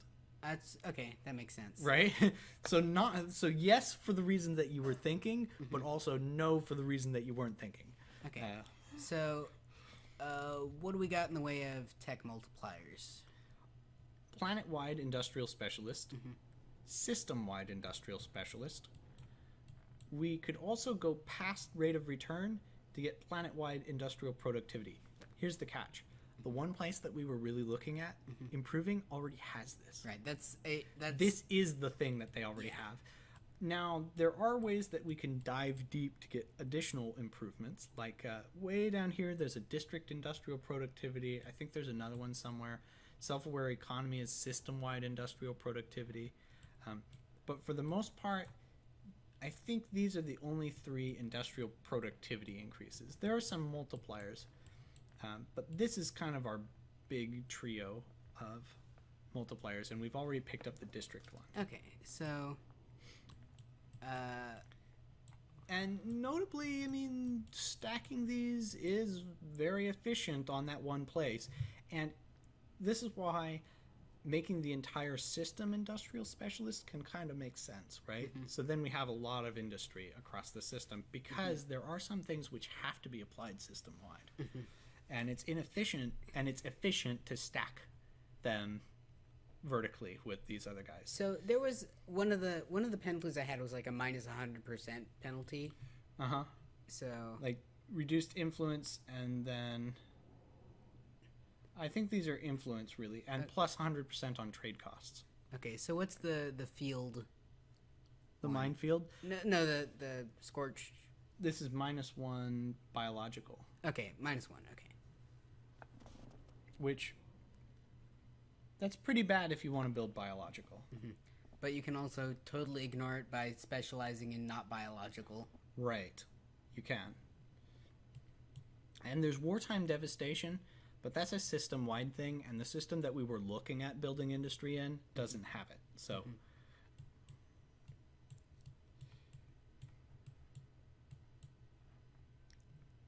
border conflicts is influence. That's interesting. So we got border conflicts. You solve that by moving people out onto the sea. Okay, what does influence do? That's your score, and it doesn't matter right away. Okay, so I can ignore influence for now. You can. Okay, let's do that. Scroll to the right. Okay. What's in that vicinity. In this vicinity. Well, this is an interesting one. So beyond intersystem trade costs, we can either go up to the Beyonder place where we interact with the aliens, or actually this is the alien branch, basically. Okay, well, skip the thematics. What does this do mechanically? All right, fine. Beyond a retreat, influence, bureaucratic overhead reduction down this branch, and then rate of return improvements up this branch. Jaunting grid is crowding limit. Then we've got science capacity, cultural specialists, and population growth. So this is a grab bag. And then down here we've got industrial specialist, and biological specialist. So is bureaucratic overhead a multiplier on upkeep of technologies? It is the upkeep of policies, basically. Yeah. So is it additive or like... It's multiplicative within the district. Okay, so what are our bureaucratic overhead reductions available then? Right now, we actually start with one, local government, 5% less, and that's going to be one of our big ones. There's a few others, like I think Lord Bureaucratic is going to give us that. There's some other buried ones, like right to efficiency. This is kind of the big place to grab it, is down this branch. There's also some in the Panarchy branch, I think. Okay, so thing to wonder about, though, is, say, like, we have the bureaucratic overhead reduction technology. Does that pay its own cost? Because it has an upkeep cost. They actually have no bureaucratic overhead. The bureaucratic overhead technologies don't. Okay, so that's in particular to avoid that weird math. 5% less bureaucratic overhead causes no overhead. Okay. And this orbital surveyor, which does minus 10% upkeep costs, costs no upkeep. So they avoid that weird interaction, right? And actually, on release, these were 10%, but they did cause overhead. And there was weird math. They got nerf buffed. So if you have a ton of policies stacked, this is weaker than it used to be. But if you have a few policies stacked, this is no longer shooting yourself in the foot. And you don't need to bust out the calculator to figure out which one it is. Exactly. There is, of course, the fact that you're spending money on implementing the policy. Yes, that is true. And also, you're investing technology into grabbing this when you could be investing technology into something that actually scales you up. Mm-hmm. And right now, your bureaucratic overhead is relatively low, and a 5% reduction everywhere that's a lot of money to spend to gain not much reduction in bureaucratic overhead, right? But eventually, when this becomes a serious pressure on you and your ability to operate, diving down in here and grabbing all of this stuff, grabbing this, running down here and grabbing this, this is like you're desperately grabbing air because the weight of your government is so huge at this point. So let's look at things that it makes sense to build somewhere this turn. Makes sense to build somewhere this turn. Colonial office, cultural productivity. Computerized market, rate of return. Panarchicalization policy, cultural productivity for an entire system. Symbiotic ecosystem, bioproductivity. Manufacturing, and farming multipliers. And actually, bioproductivity planet-wide is pretty good too. Passive farming is a cure and It is. And it's a single... And the cure is a bioproductivity on a district basis. Yeah. This is pretty good. That's one we should grab. Okay. Boom. Got. We have one more that we can buy.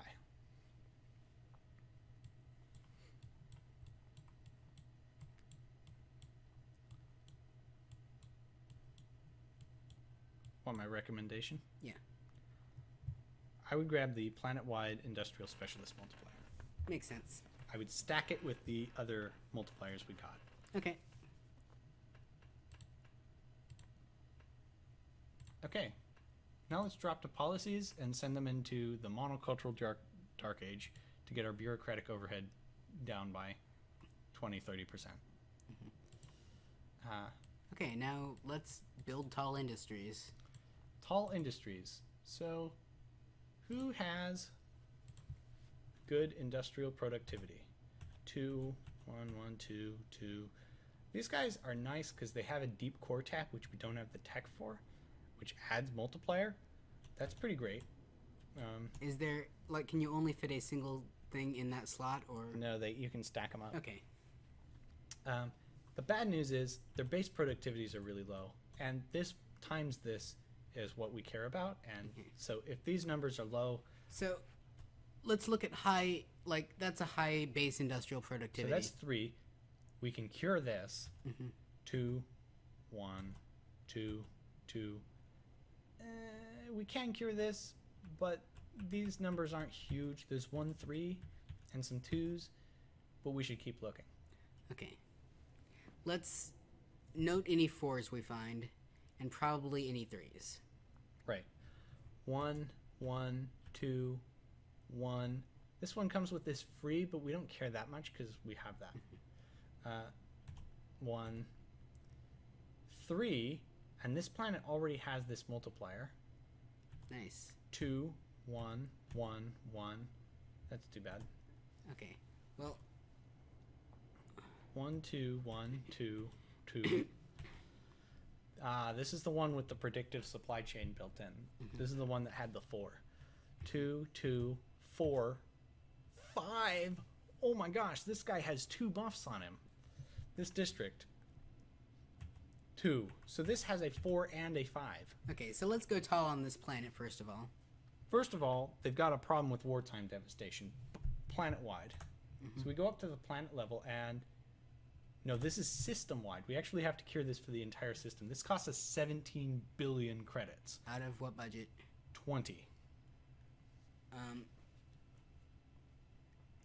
If we want to start small and cure this later, we can do that. Like, we don't have to do this first if we're mostly worried about building tall on the places that have. Let's try going tall on the 5 first. On the 5. Okay. So, what we've got on the 5. Let's take note. Population growth already high. They have a crowding penalty, so building the towers will help that. Do you want to worry about population first or their wealth first? Also, check this out. They actually have a financial economy. This is going to be a fantastic capital city for us. Okay. Biggest problem they've got? Territorial disputes, kills influence. Who cares? It's a non-issue. Non-issue. Okay, so let's stack our multipliers first. Stack our multipliers first? Okay. Yeah. So we have a imperial manufactory. It's district-wide. And that cost us, I can cancel it and it refunds, so it's no big, 1.13 billion. And also a superconductive grid, 1.13 billion. So straight up, that's going to get us up to times 2. Already, 10 is way better than 5 plus 2 and 1. So why does it say times 0 there? Is it because it hasn't built, yes. Okay. Nonetheless, I would throw these guys on here, right? You literally need to drag every single one of them? If you're doing it on a district level, you do. If you go to the planet level, then you get to drag them all, but then that affects every district. Okay. So it's awkward. It used to be that you had to do this manually even, but now you can just right-click it. Next, do we want to crank their population growth? Right now, their district population is very low, 1.06.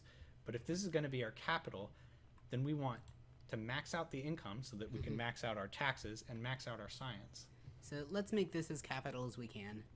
So that means population growth and mortality here so that the population continues growing. Give us them superscalar towers so that we do reduce crowding limits. Because they're going to be really specialized, they're going to be importing a lot, so we need frictionless highways. Let's give them the enlightened policing so that they're happier. And leisure subsidies. Because we have a bunch of things, we might as well throw local government on here to give us reduction in bureaucratic overhead, because we're going to be doing a lot of bureaucracy here. And then we should probably even throw in the science capacity, since this place is going to be our scientific capital, ultimately. Now, we don't need to do this right away, though. Definitely hold off on that, because it will have an upkeep cost, and increased science capacity has no ongoing benefit. So we don't need to do that right away. In fact, we don't even need to do this right away, but this has minimal upkeep, right? Because it causes no overhead. And that reduces ongoing overhead. It does. But it'll do it only very marginally because it'll be 5% of this one district. So it's very, very small impact, but it will have an impact. Will it have an impact higher than the amount it costs to build it? 1 point something billion? Probably not over the medium term, right? But, I mean, if we're going to have it anyway, we should build it now. Okay. That leaves us another 10 billion. There is a planet-wide industrial multiplier, which costs 5 billion. So let's do that. Okay. What were you pointing at? I was checking what was that industrial productivity? This is 3.0, and this is the average across the planet. Like, this planet has a high average industrial productivity, which makes it great for stacking multipliers on. Because ultimately, we've got this district, but we've also got this district, which has 4 productivity, and would also be happy to eat all these multipliers, right? So we can have a sister city over here, which we stack stuff up on. And this will never be as big because it doesn't have quite as high productivity, because it doesn't have this guy built in, this holistic industrialization. Now, thinking about this, if we move the entire planet onto industrial, then we're not getting any benefit from the inter-district trading thing. Well, actually we are, because it will, if we go out of planet, then we will pass through inter-district, pay that cost, and then pass through interplanet and pay that cost. Because not every districts don't upload their own stuff off of planet. They all ship to the spaceport. Okay. So that's why this is the biggest one, the frictionless highways, because this one cuts the thing that all imports are affected by. So I would suggest that we start stacking these multipliers here as well. We can only put like 3 on here because we don't have very much money.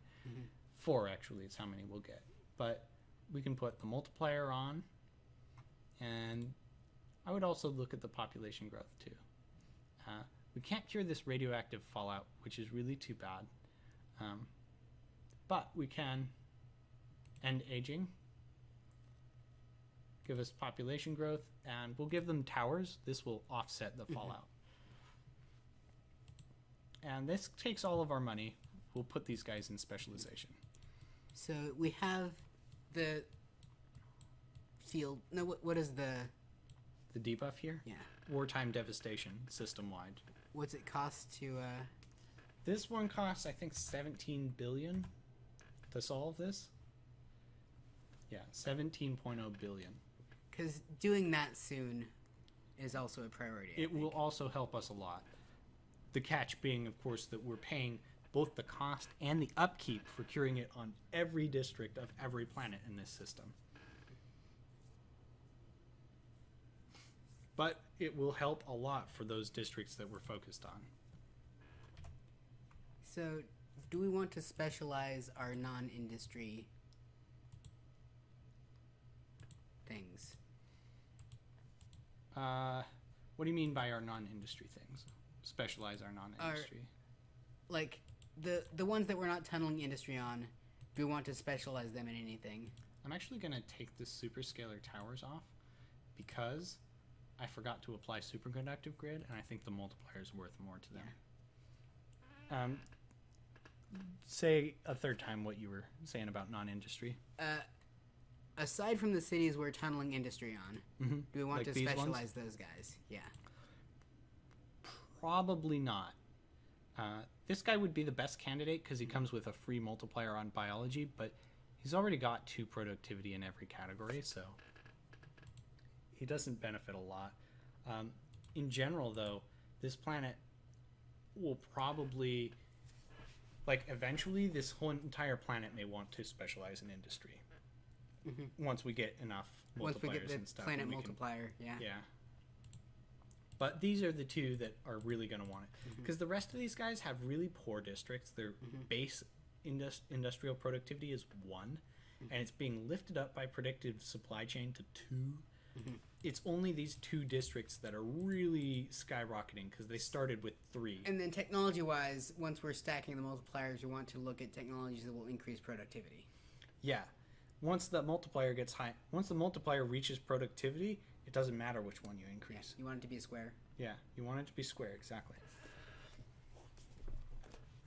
So that's all of our money, so we should stop here. We can take a look at our fleet, see if we can build stuff. Nope, we've got a while yet before we can build. Shall we hit next turn? Sure. Okay. And we can see that these 2 districts, actually, 3 and 4, have both gained wealth. So this guy, which shot up to ×3 multiplier on 5, is all the way up to wealth 4. And let's see. Wealth 4. This is a civilization with sufficient economic resources to allow even its least fortunate to live a joyous and successfully fulfilling life. Its only struggles are with what is considered moral, with questions of artistic expression and the meaning and form of total spontaneous freedom. Great job! You totally helped those guys out. So how did our money do? Our money, we gained 3.21 billion credits. That's not a lot. Our total income is quite low. We actually might want to consider increasing our tax rate. That'll hurt wealth for folks, but we're not getting any money here. We should not... I mean, we should look at the cultural policy as well as doing that if we're going to do that. The cultural policy? Yeah. The one for technology or the science one? Or the economic policy? The economic one, rather. Okay. So we could pull the base wealth level down in exchange for more income. Okay. Right now, are we losing ground with our overall situation? What do you mean by losing ground? We've got some places with negative population growth. All right. So Fields averages 2.18, 2.6, 2.8, and 2.14. So we are currently growing in every system. Okay. And our capital area is 2.6, which, if we take a look at the place where we stacked up, this is the wrong planet. If we take a look at the place we stacked up, 7% population growth on our future capital. So we've really done a number on this place. And the high happiness means that we're now getting 35% of the income instead of 25%. So what does our fleet do? Our fleet gets... our fleet fights rebels, and it also creates happiness when we fly it over systems. Does that, like, decrease the rebel income penalty? It does. Is what it does? Yes. Okay. So keep an eye on our fleet capacity and build that as soon as we can. Yeah. And also, influence, ultimately, like I say, it doesn't matter right now, but it will increase influence because weight of misery is a penalty for unhappiness. So flying that over places, and they will stop complaining so much, and then you'll have more influence with the boys back home. Okay. So we're not taking any damage by hitting next turn right now. We are not taking damage by hitting next turn right now. But if we want to get more income, because we want to be able to afford that 17 billion in a reasonable amount of time, we may need to do something about this. Also, this thing is falling off the right side of the screen. I wish that weren't the case. Well, I think if we're ramping population right now in the capital, then that will scale our income later. Right, it will. And keeping wealth high and not penalizing income over much by taxing it is the best way to keep population high. So I would continue ramping population rather than worrying about All right, in dollars that for now. case, let's take a look at this location and actually superscalar towers.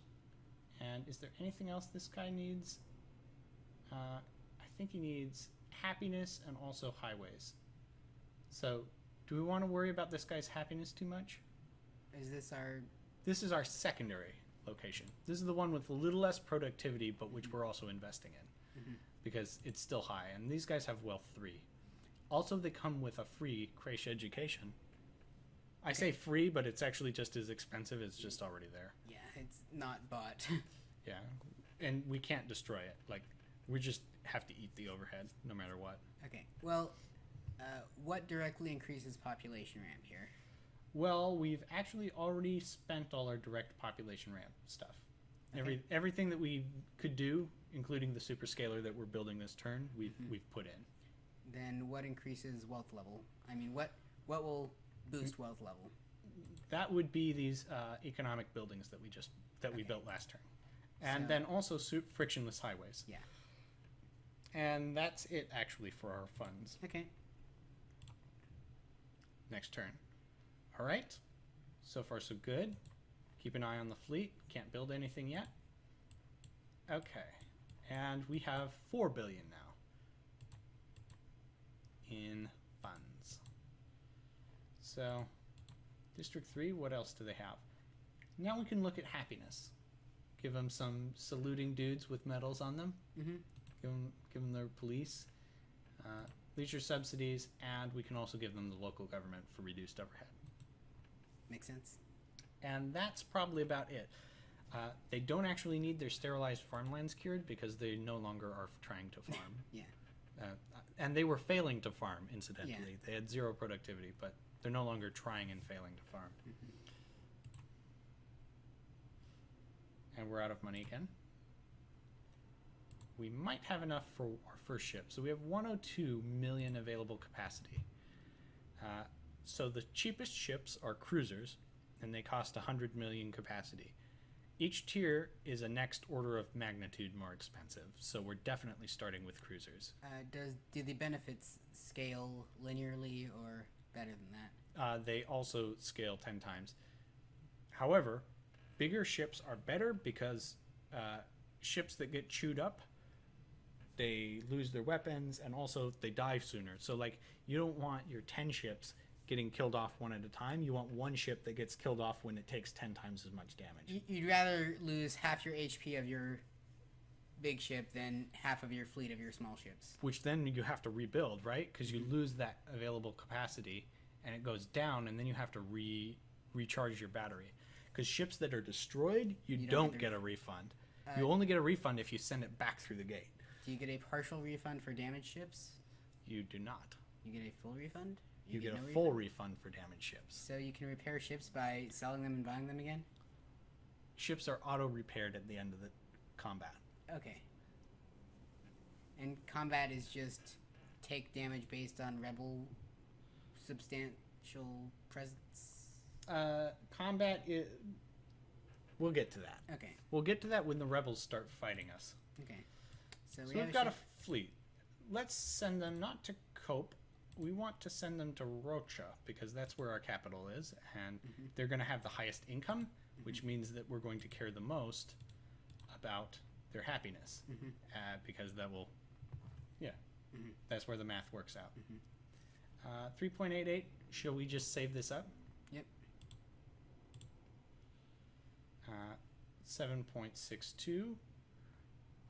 And this is a rebel fleet with 1 cruiser in it, and it's floating over Cope.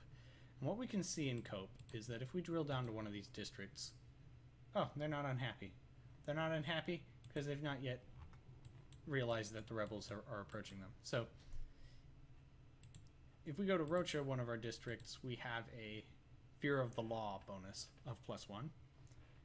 There's going to get a terror bonus penalty of -1 in Cope, unless we fly to engage. And the danger with flying to engage is that 1 versus 1 is not spectacular evenly odds. Matched. Yeah, that's evenly matched. And I don't know if we want an even match fight. I think we want not an even match. Yeah. So a wealth increase occurred in Rocha. District 2, that's great. So we're having some crowding increases in various places that have growing populations because we implemented all our population thing. Here's another thing. There's objectives. Like build common suffrage at this location, build creche education at this location. These objectives are random. They won't necessarily fill in with our goals, and following them might just create overhead that's not really helping our objectives, but we get +1 influence every time we fulfill an objective. And so that's kind of a good thing, but in the long run... Does an objective get replaced when you complete it? It gets replaced whether you complete it or not. So this is an objective for this turn? Yeah, you get 2 objectives every turn. Okay. And every objective is build something somewhere. And it might be planet-wide, it might be system-wide, it might be district. So this is basically spend money to buy victory points. It is, although you are actually, those might be useful things. I mean, maybe I want common suffrage here. I mean, do these guys want +1 cultural specialist modifiers? Not really. But every objective is +1 influence? +1 influence. Permanently. Then we probably shouldn't do any of those except these single district ones. Well, it depends. So, especially if it's something like build creche education in this location. Well, do we want 50% more science capacity here? It's pretty decent, right? That's a free influence for something we might have chosen to do anyway, right? Well, yeah, but I mean, like, if it's not something we might choose to do anyway, then you're spending more money to get a single victory point. Oh, yeah. And that's entirely true, yes. I think these single district ones, like, buying a single thing and then even, like, destroying it next turn... Yeah. Is probably just worth...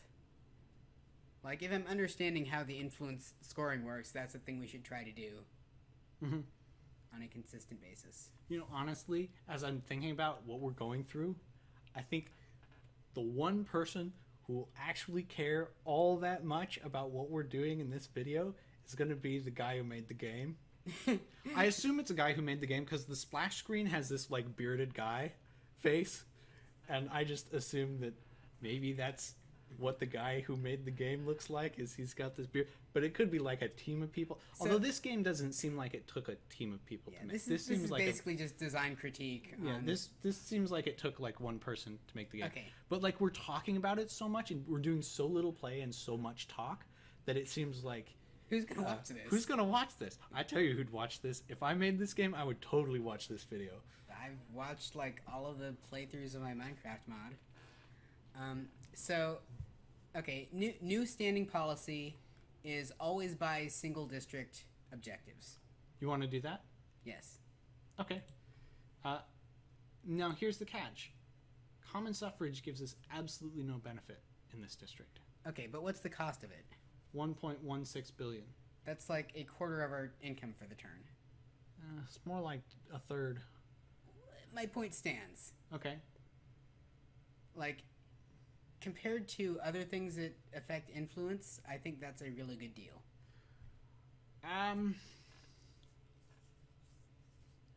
Well, in the long run, I'm going to have to disagree. Okay. Because if we look at Rocha 3, Rocha 3, District 4, this is our capital, right? Influence is 0, population times wealth. So 1.49 times 4 wealth. Then when we add a plus 100% influence multiplier, that's going to double that. Add another and it will...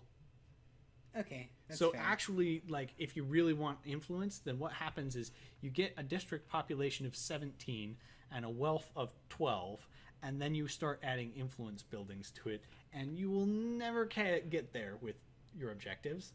Fair enough. So that's kind of like... And you wouldn't see this from as far into the game as we've gotten, but once we get down there, that's where your big influence is going to come from, is from the natural course of building. Well, influence. Okay, in that case, if we have a cube to scale for our victory points, then let's focus on ending up there. Right, which is where getting this population growth of 7% and improving wealth through our economic scaling is going to actually tee us up perfectly for victory points. So I feel like we could score really well in this game by just making a really nice city and ignoring everything else. Almost. The catch being that Weight of Misery is a penalty off of influence based on the unhappy population of our territory. And we would like to get that down to 0, because in order to get a promotion, we got to get that down to 0.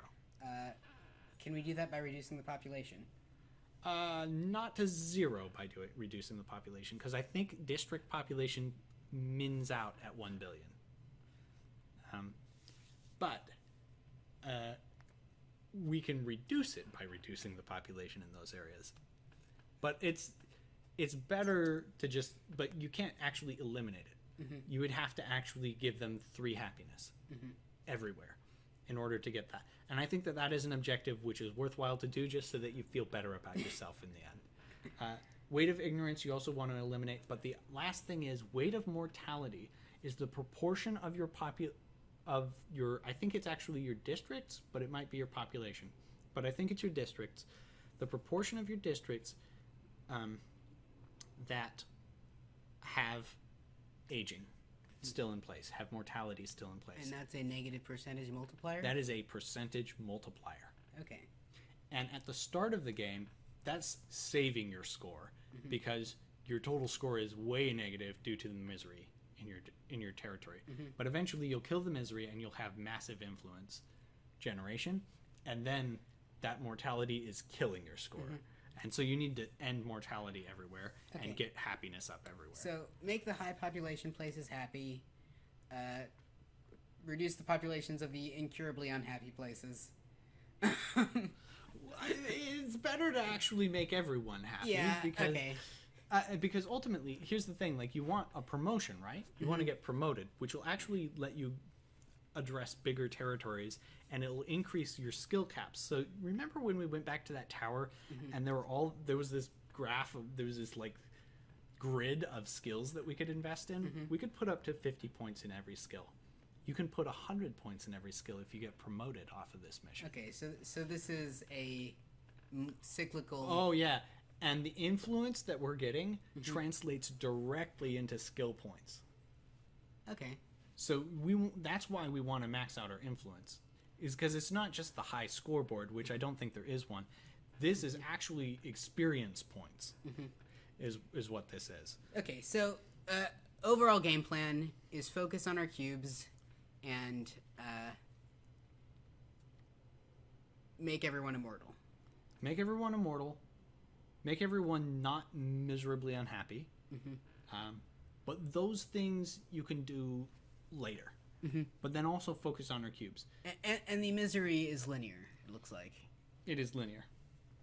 And I think misery is number of population times how unhappy that population is, where unhappiness is defined as their happiness, 3 minus their happiness.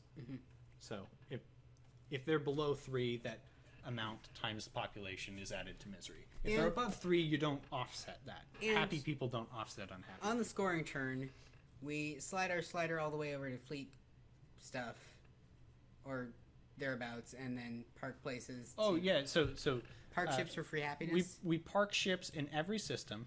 Well, doesn't actually matter, because high happiness doesn't give you score. Okay.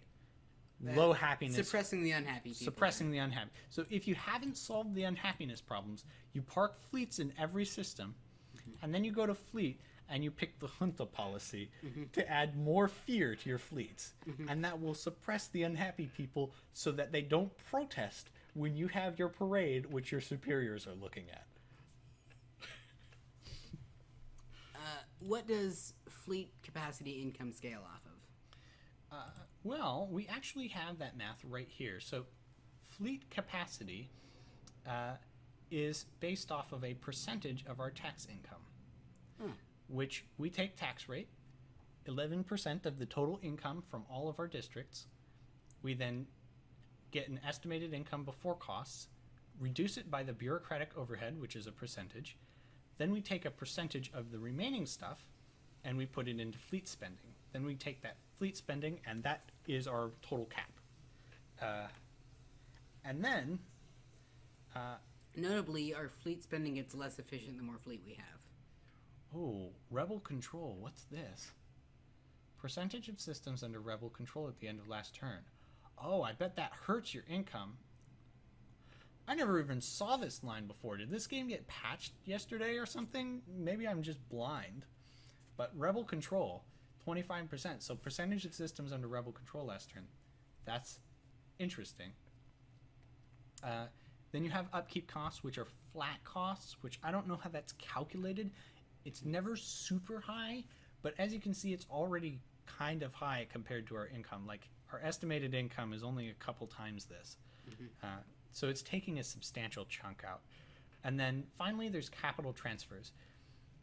And this is a little bit of our credits. We transfer to the capital of our rich cities with the capital things, which, frankly, this is actually so tiny of a number compared to what they get from other districts that we just get rid of this. We need to, like, not...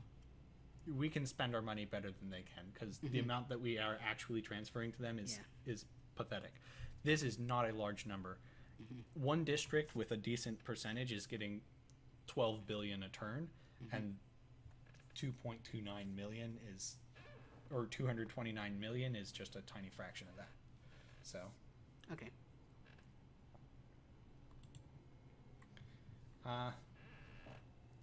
What's next? Should we just end turn, or? Check our fleet. Our fleet is not quite enough. We're still less than half of the way to the next ship. Okay. Okay. 15 billion. Not quite there yet. Our fleet won't be there yet. We can now build this wartime devastation cure. Let's do that. Okay. That'll system-wide increase our industrial specialist multiplier.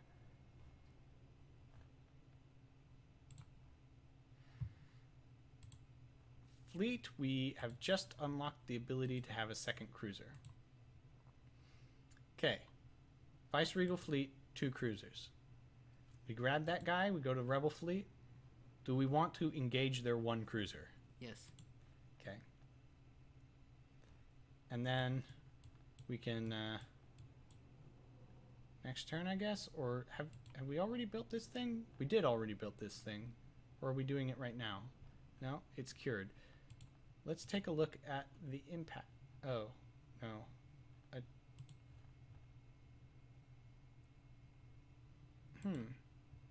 District 3? Oh, yeah. Yeah. So these guys are now Wealth 4. Great.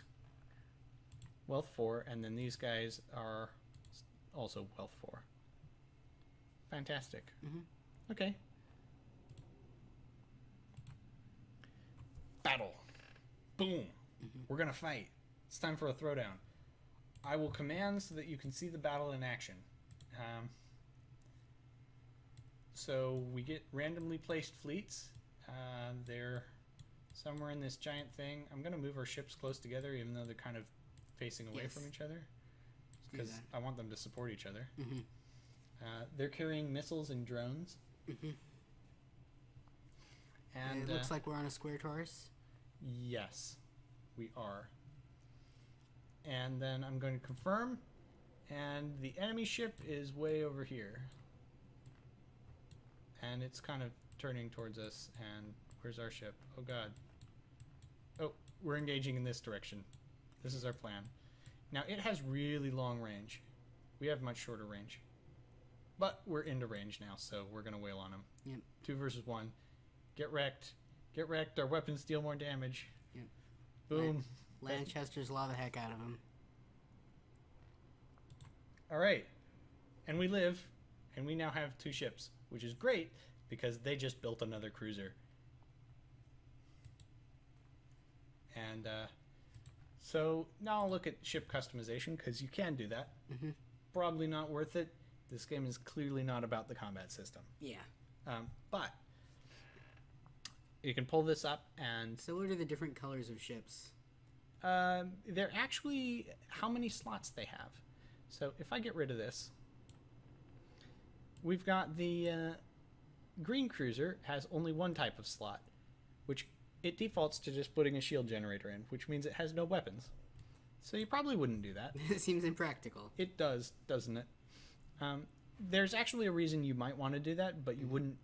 This is not the time for it. You would do it later on when the backbone of your fleet are larger ships, because I think every type of ship class that you have adds +1 fear to your fleet. So having a cruiser in your fleet adds +1 fear. But if you have a cruiser and the battles are between battleships or dreadnoughts, that a cruiser is going to be paper. And so you're not even going to bother putting weapons on the cruiser. You're just going to slab as much armor on that cruiser to keep it alive. Affect the cost of it? The slots?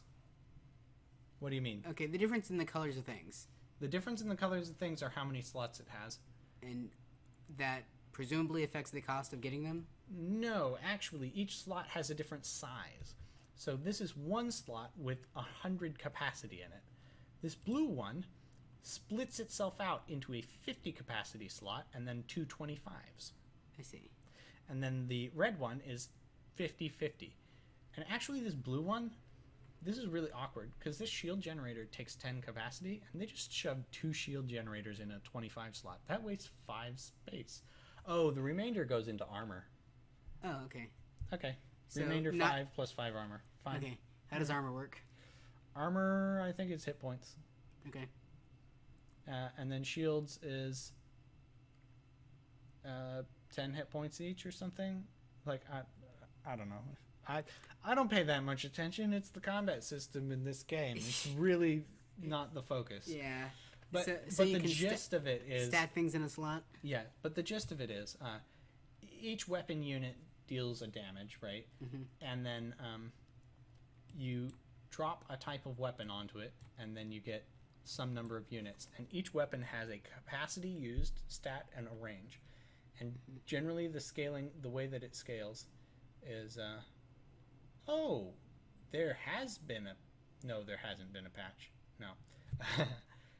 Generally, the way it scales is that you get more capacity used, the higher the range is. And so if I put Beyonder weapons in there, I get 5 Beyonder weapons. If I put flat guns in there, I get 50 flat guns. So that's 10 times as much damage. But flat guns have range 40, and Beyonder weapons have range 1,210. So this guy is going to wreck the guy with 50 flat guns. So is your guy smart enough to move away while you have range on them? Probably not. Maybe sometimes, maybe not. But he's probably not dumb enough to get in 40 range, because that's like way up in their grill, right? So he's not going to fly in the 40 range, but he might not quite kite at 1,000 range either. Also, some of these things are a little weird. Mass Effector is 810 range and takes 8 capacity. Weaponized Ansible is 810 range and takes 9 capacity. I don't know. Okay, but, so what are our capacity used on our weapons look like? We've got from 1 to 10. 1, 2, 3, 4, 5, 6, 7, 8, 9, or 10. And range increases with every step, unless you're stepping to weaponized Ansible, which is just a really bad idea because it has no more range. Okay, so what's the cost 1 stuff? 40 range, but it only costs 1. But it does 50 times the damage of a single... It does, well, okay, 10 times the damage of the Beyonder weapon because it's got 10 times as many guns. And twice as much damage as the next one up, but it has less than half the range, and nobody's even going to get into this guy's range anyway. Like, these ranges are super melee ranged. Is there engine speed? Nope. There's maneuvering, there's handling, and handling is lower on the huge ships and higher on the small ships. So if you have a lot of cruisers, you might actually be able to get away with flat guns. But we don't have a lot of cruisers. We have 2. I was thinking like a cruiser with a bunch of shields and a bunch of flat guns.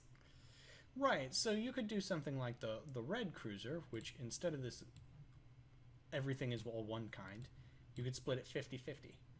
And then you could get 5 units of shields and then 50 units of flat guns. And then you could just bull rush them, right? And if you want to try that, we can totally try that. Let's try that. Also, presumably you can't put the same thing in 2 different slots? Yeah, you can. Then what is the point of the single slot thing? Well, if you look at this 50, 25, 25... Okay, it's the spare change problem. It's the spare change problem, right? Like, if I do this, I only get 4 shields, and then I get 10 armor, right? Presumably shields are better than armor? I don't know. I mean, you can pick. Armor absorbs damage before ship system. Generate shields that absorb damage. I assume that shields regenerate if they don't get pounded or something. I don't know. Well, let's have our 50-50 flat guns and then shield guy. And then okay, so flat guns and shields. Yep, we've got that guy. And then this guy. What do we want for our second cruiser? What do we got for longer range stuff? Well, we can go up to laser batteries, still very short range. Mid-range starts to get into javelin arrays at 5 and missile batteries at 6, or drone fabricators at 7. And then you got your long-range weapons with the Beyonder weapon and the mass effector. This is really your artillery gun, is the Beyonder weapon. The catch being you're not going to DPS anybody down with it. Unless you have a lot of them. Unless you have a lot of them. Build a large fleet with entirely those things and... Yeah, and you'll do... Yeah, I mean, I've built fleets out of Beyonder weapons, and they will hold their own in combat. Okay. Well, let's get the 5 cost things. 5 cost things, the javelin arrays, okay. And how much do we want to go on?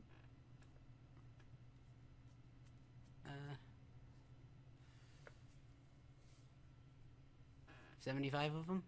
75 5-costers. Okay. And this will give us 15 units of offense and 2 shields and 5 armor. And this guy will have 5 shields and 50 units of offense, but he's got to get way up in their grill. Okay. And we can watch our dudes fight by selecting this fleet, sending it at this rebel fleet, and we'll see how it goes. We got 10.2 billion credits. So here's a catch. We've kind of reached the point where we've built our stuff, so now we kind of want science capacity. And the good news is that we've got a lot of science capacity coming out of those 2 places that we've really built up. But of course, we've nerfed our science capacity into the ground. But if we unnerf it, we'll get enough to do more research and further advance those guys. Do you want to try that? Let's be sciencey for a turn. Okay. Okay, never mind. Oh, is this ending the turn? Yeah. Okay. Did I do wrong there? I would have bought the science capacity multipliers. Oh, good point. Yeah. If we could have. Yeah, we could have. Well, you know, why don't we do that and then end the turn again? Okay. Okay, where's our ships? We've got our tiny range. Look how tiny this guy's range is. That tiny circle. So, yeah, tiny range is tiny. And we want this guy, like, buried inside this larger range guy, right? Yeah. We don't want this guy to be the first to meet the enemy. And then this longer range guy, and let's see how it goes. Going in opposite directions, guys. Going in opposite directions. Guys. But the enemy's up here. So this is good. So this means this guy's going to meet the enemy first. Oh, but the enemy's shooting at this guy. Well, it's got more shields. But we probably lose on the weapon trade. Oh, and he's splitting his fire, so that's fine. Okay. Well, the good news is this guy can solo him. Boom. Got soloed. Because he's building, like, Beyonder weapons, right? He's got the artillery shells. So his DPS is way lower than... You've got twice the DPS, even on your medium range ship. And lacks the sense to focus fire. Yeah. Okay. So I'm a little irked because that's a turn we spent not getting the non-science bonuses. That's true, but the non-science bonus is bureaucratic overhead, and that's a multiplier on it, and our bureaucratic overhead isn't huge, Okay. so it's not that big of a deal. Okay. So good news. No more rebels. They give up. Now we can buy technology now, and we can afford one tech, which we might as well buy something and build it, right? Or we can save up and wait for the next turn when we're getting even more. Okay, so what improves science capacity? University system. Planet-wide science capacity bonus. And we can grab this. It's right on our toes. Okay. And I bet we can afford to build this on Rocha 3. Yep, 5.85 billion. And then we can go down to District 3. It's already got Creche Education. District 4. Current science capacity is 10.7, and we're going to put 2 plus 50% multipliers on it. So this is going to be a nice buff.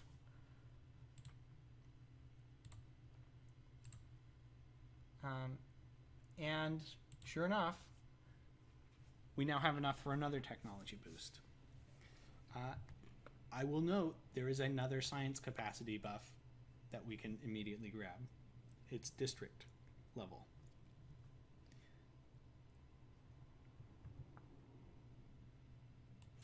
Well, we got two things, and like yeah, so getting two things enabled us to buy one more technology. It did, but I will note that I don't think there's enough science in those two districts alone to get us another tier if we just add 50%. I assume it's 50% base and it's not multiple. I assume these are additive science capacity bonuses. Yeah. Well, is there something we can look for boosting population cap? Population cap? Or growth? Well, the growth is mitigated by the getting close to the cap. When you surpass the cap, you get -1 growth rate. When you surpass the cap by a certain multiple, you get -2 growth rate. Okay. When you surpass by another multiple, you get -3 growth rate. Adding to the cap will effectively take you down a multiple. In my experience of like, I haven't crunched the math to make sure it works out exactly like that, but that's my experience with it, right? So we could grab Deepen Habitation, which will be both a cure and a crowding limit reduction. So that adds to our pop cap. I'm inclined to do that. Or we could just straight up grab more pop growth. But that's two things that will... Yeah, this is a 2-for-1, and it leads to Space Elevator, which will give us interplanet trade cost reduction. So let's grab the 2-for-1. Okay. And then we can go down to Rocha 3. Gotta click on moving planets in the minigame here. You don't actually have to. So these guys already have a crowding penalty, actually. Their population is 2.21 billion. They're at 6% growth, and they've already passed up their crowding limit of 2.0, which we gave them with superscalar towers. So with Deepen Habitation, that'll take them back down. Now these guys have radioactive fallout, which is creating a crowding penalty for them. Holy crap, we just got a cure for that. So we can cure that. They're also about to go over 2 billion, and their crowding limit right now is 1 billion. It's going to go up to 2 billion, but they're just about to surpass that, which means that next turn they're going to need Deepen Habitation. Okay. So we build all that stuff, and then they're good. Continue to improve our cubes. Yep. So we'll get both of them up to 7% population growth, which is enormous. They're growing like crazy. They're weeds, these things. Our cubes are very cubic. Okay, so we're running up close to the limit of how cubey we can make our cubes. So do we want to see if we can build another cube somewhere?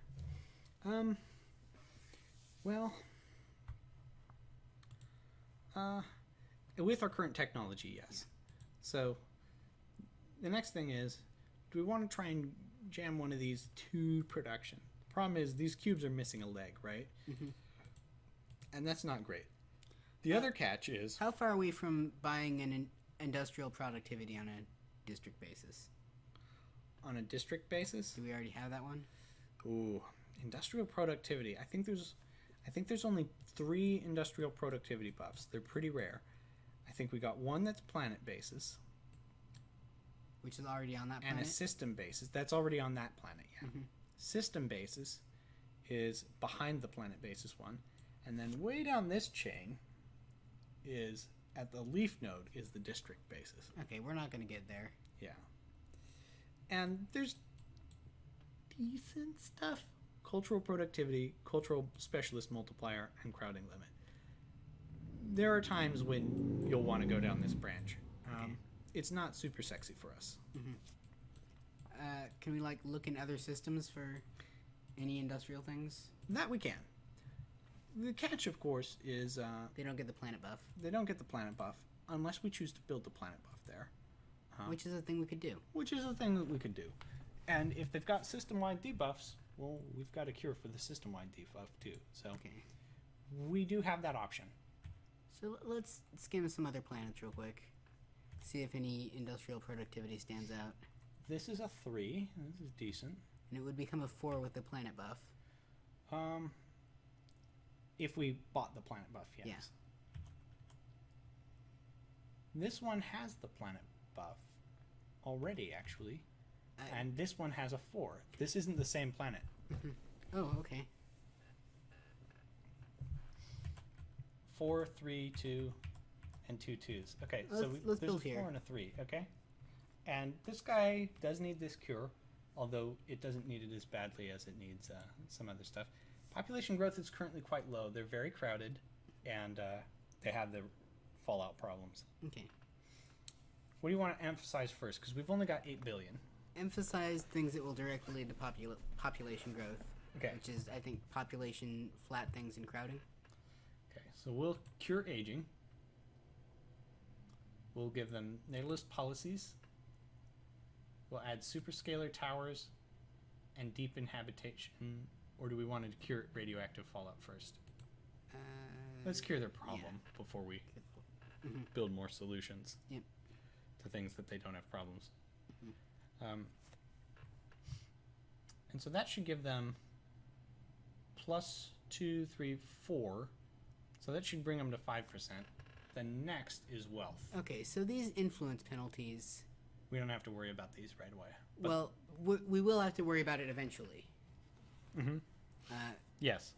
Eventually. So we need to look for what technologies will actually solve that. Right. Seasteading and Panarchic War Memorial. We're pretty far from both of those. Like, I can point these out right away. Mm-hmm. So, seasteading is here. Mm-hmm. We're not even on that branch. And Panarchic War Memorial is here, which we're not even on that branch. Well, we need to make sure that we can get there. I think that'll happen when our cubes cube up a lot. Mm-hmm. We just need to make sure it happens or our cubes aren't worth anything. Right. We want our XPs. Because Mm-hmm. once we leave this place, it'll all be a memory, but our influence will not. So, is the 4 in a different system? The 4? The new one we're working on. It is, unfortunately. So it's not Rocha anymore. We're now working in, I think, Cope 2. Yeah. Don't forget to specialize. Well, so the next thing is we need to actually build the multipliers, otherwise we're sending them into a 0 times. Oh, right. So we need a manufactory and superconductive grid. That is sufficient. So 8 is better than 4 plus 2, right? Mm-hmm.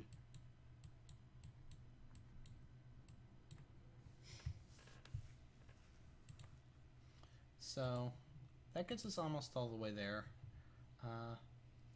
And these guys are also going to want happiness. Let's give them the highways. Do they have the roads? Yeah. They need the roads, yeah.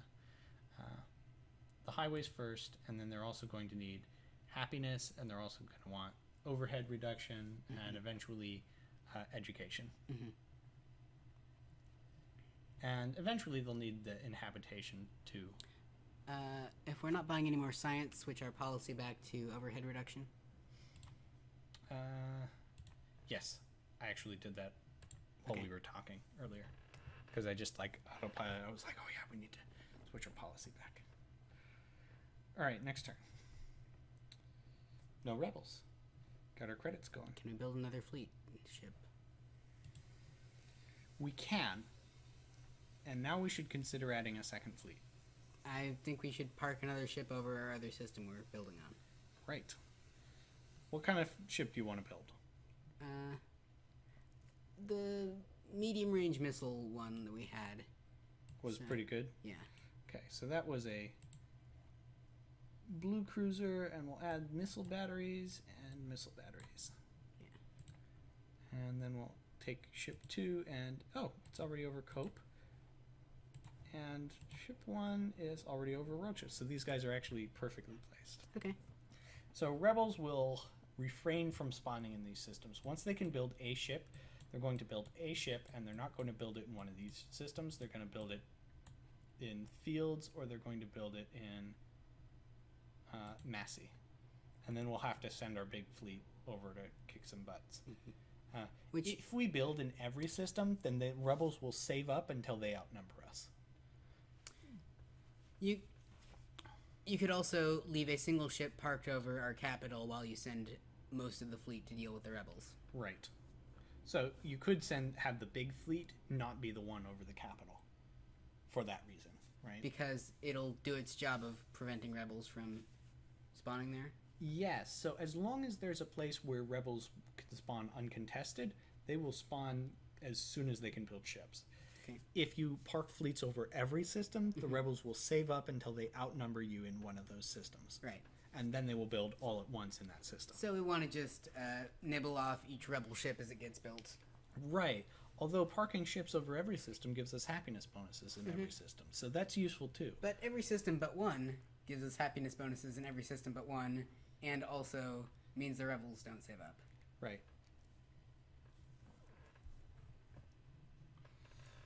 All right, we've got 5.22. Do we have anything that we want to buy in Rocha 3? I don't think we do.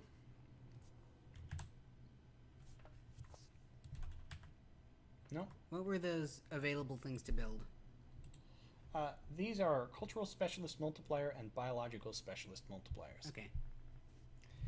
Which, they're small. We can take a small look around. Mm-hmm.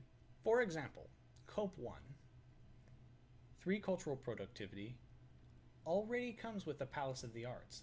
If we build the cultural specialist multiplier here, the common suffrage, and specialize in cultural, and then we give them frictionless highways, they're a secondary specialist city, right? Let's do that then. They'll only be 3 and 3, so they're not like a huge square city, and they won't be as long as our technology doesn't lead up to it, but they're not going to be bad.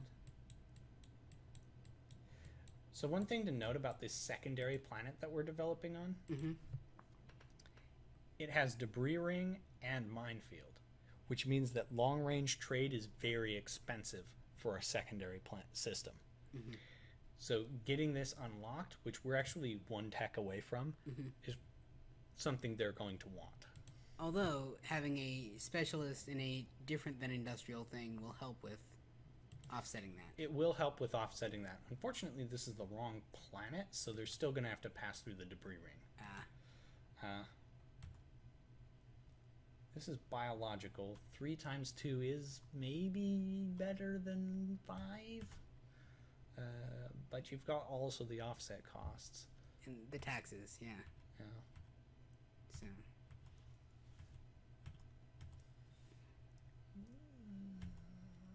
Wow. If we cure this sterilized farmlands, this is still only 2. This isn't fantastic, but they've got a lot of free multipliers on this district. And we do have a production boost, don't we, for biological? We don't have a production boost, but there is one that's only 2 techs away. We have a specialist boost, so we can lift this to 4 and this to 2. That's not fantastic. It might not be worth it if we find something better. Ooh, this planet has a weather control network. +1 bio.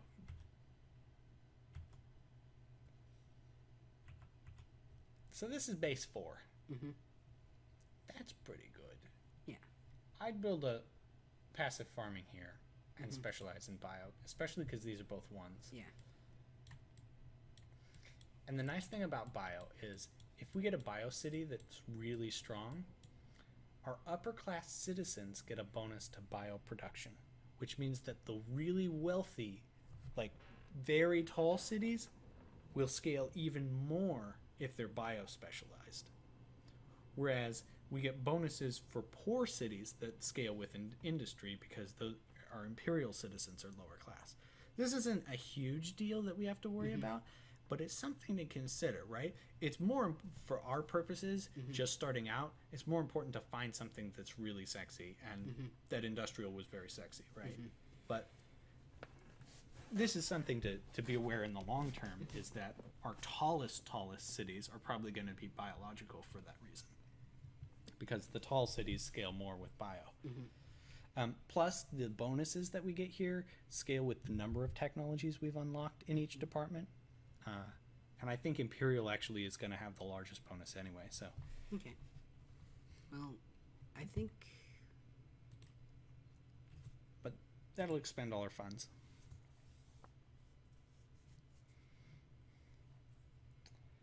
Okay. And Roger 2, District 3. Oh, okay. They got richer. And Fields 1, District 3. Oh, yeah. When we specialized, these guys actually got more money. They're wealthier now. But they've got a lot of crowding going on. We should probably help these guys out a bit. Let these guys scale up some. We can't cure either of those? We cured one of them, the Fallout, but we can't cure orbital bombardment. Actually, we can. We can cure planet-wide orbital bombardment. Should we do that? That's a population growth thing. Maybe we should cure orbital bombardment everywhere we find it. Probably. That's kind of expensive, but it's a crowding limit for entire planets. Yeah. And we want population everywhere, ultimately. We can't do it yet right now because we can't afford it, but now we can. So let's just go down the line. Everywhere that we find Rocha 2, orbital bombardment. Let's prioritize our tall cities first, though. This one has one of our... Wait, doesn't it? I thought Rocha 2 had a tall city. It looks like it doesn't, actually. So I'm going to take this back. You can't, apparently. Oh, I did. Okay. Yeah. You just didn't update it.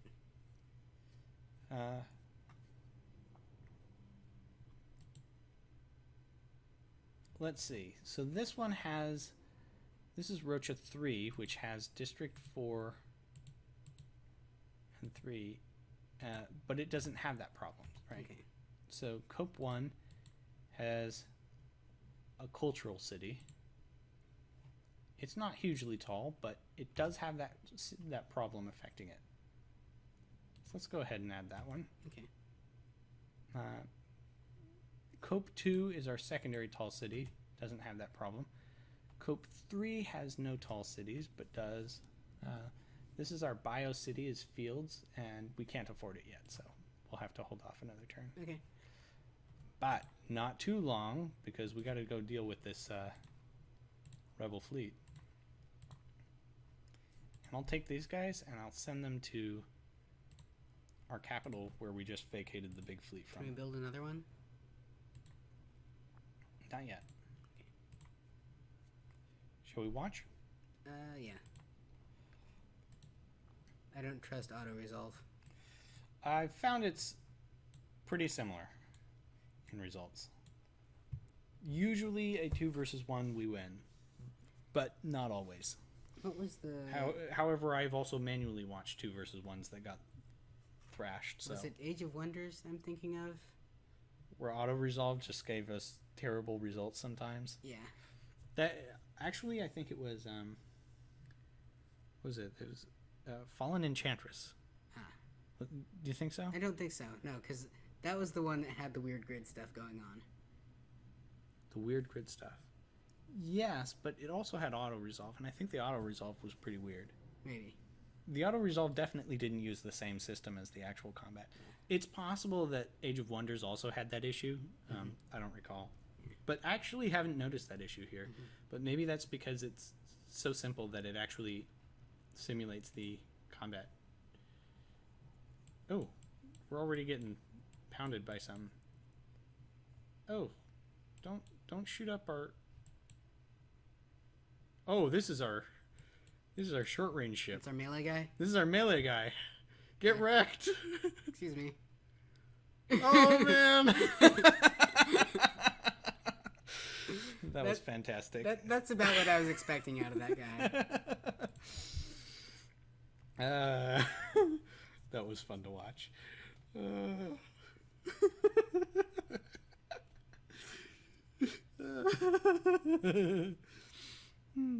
I'm still amused.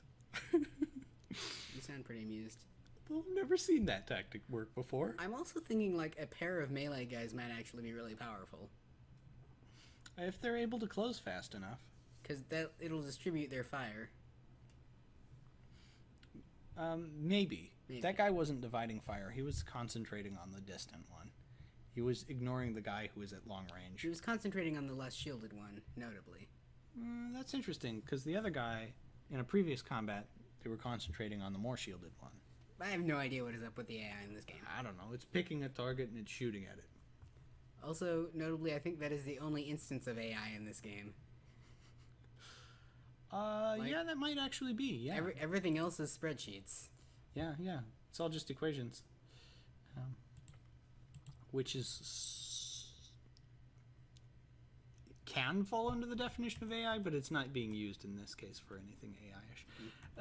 Okay, so the only thing that is kind of under the hood mysterious intelligence thing is the way that it distributes investment money between planets. Because it says it goes for the highest rate of return, but actually the marginal rate of return on a planet, see this 10%? You don't actually get 10% rate of return on this 71.5 billion. Because you see this return on investment? This is not 7.15 billion. This is 1.87 billion. So, are there not any random events you have to react to? I believe there are not random events that you have to react to. Because I think that makes this not much of a game. It's like a puzzle that has a fairly straightforward solution. Once, like, you could find the best strategy for solving this game. Yeah, and I think that people have kind of complained to that a bit, is that it seems very... they just come up with their solution. And especially because once you complete something and you get all those experience points, you put it into a buff. Like, say, a massive reduction in your bureaucratic overhead. Or something that lets you build cubes better. Or something which is a cube multiplier. Or maybe you can even put it onto multiple legs of one of your cubes, right? You can reduce crowding penalties and also increase your specialist multiplier on industrial or just flat industrial productivity increase or something like that, right? Or increase income, right? Stuff like that. And you just kind of like stack a few of those things and then the game gets even easier. I think it'd be more interesting to build a script to solve this game than to play this game. That might be. Build a spreadsheet to solve this game. So where were we? Like, the only sort of real tricky thing is the tech tree. And I think you could even right. I mean, optimize there's a lot of interesting decisions. And actually, like, one of the things... okay, so here's something that is kind of a random thing, is what challenges you get. Yeah. Because these actually influence things a lot. Like, this strategy of go deep on one thing is actually directly countered by this set of challenges because it has these trade penalties, which makes it really expensive to do specialization. That said, you could figure out, like, how much is this hurting me and what will it take to get that far on the tech tree. Yeah, and I think that that's part of the puzzly game solution thing that you do on a case-by-case basis each time you jump in. Because at least with the amount that I've played, I like to kind of come up with my strategy and analyze things each time. I like to go through, okay, first thing I'm going to do is look down at the districts, and I'm going to see like what kind of districts feel good. What's speaking to me in this particular game? Find these locations. We've been playing this for 3 hours now. Yeah, we're coming up on 3 hours. And I don't think we've gotten 3 hours of puzzle solving out of this game. Well, that's true. Though there was a lot of explaining things. Yeah. But still, it feels. Once I understand what's going on, it feels pretty thin to me. It feels like you've solved it, even though you haven't completed it. I understand the game, and I don't feel clever for doing things correctly. Well, I will say that a lot of the game has enough of a learning curve that figuring out some of the strategies which I just explained to you made me feel kind of clever, right? Yeah, but I think any game where most of the fun is in its learning curve as opposed to like technical mastery like Rocket League. Like if you consider as getting better at a game is one of the sources of fun of it, then well, getting better at the game is definitely one of the sources of fun, and that should be one of the sources of fun. It should be fun to get better at the game. I mean, you take League of Legends. Like the learning curve is a lot of the fun of League of Legends. Like you're constantly trying to get better. The problem is like it's a indefinite mastery, right? And you have ongoing new situations to solve. Yeah. So there's the understanding like how do I deal with this specific situation and how do I execute that plan. So what would you do differently if let's say you had this game, you're making this game, or you're working with a team, or you've been brought onto a team that's made this game, and then you're like suddenly the designer got hit by a bus and no longer has any say, and it's now your baby. What do you do? I reduce the micro level a bit. Okay. How would you do that? Just like, do you have any specifics in mind that you would come up with? Remove districts, make districts into planets. Okay, so you would have everything happen on planet scale. So you wouldn't go lower than this level. Right. Like you'd maybe have planet and system, but you wouldn't have planet, system, and district. Like I think the marginal additional fun from having districts does not balance out the cost of having districts. Okay. I would have the gameplay be more dynamic. It wouldn't even need to be random, but like AI War, right? That has a fairly predictable progression, but it still presents you with new challenges as you run out the clock, right? Okay, yeah, that's true.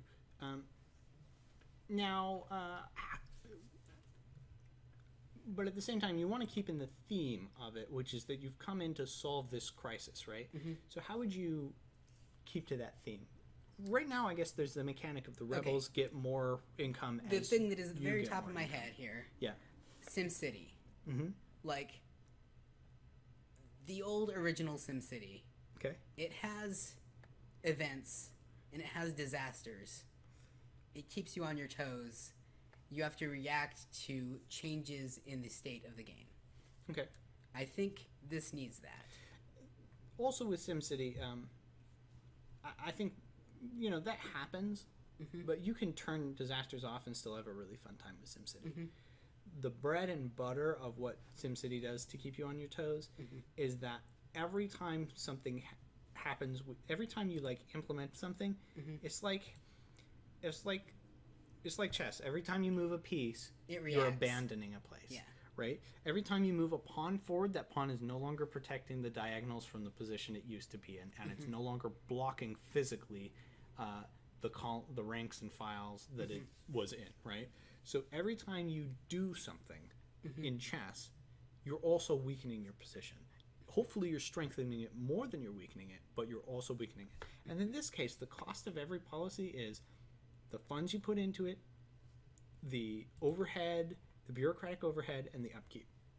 And that's it. And it's the same for every policy.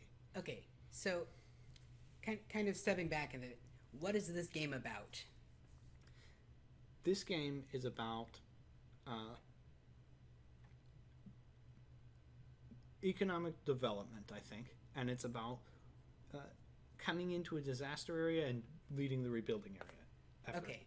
How well does it execute on being about that?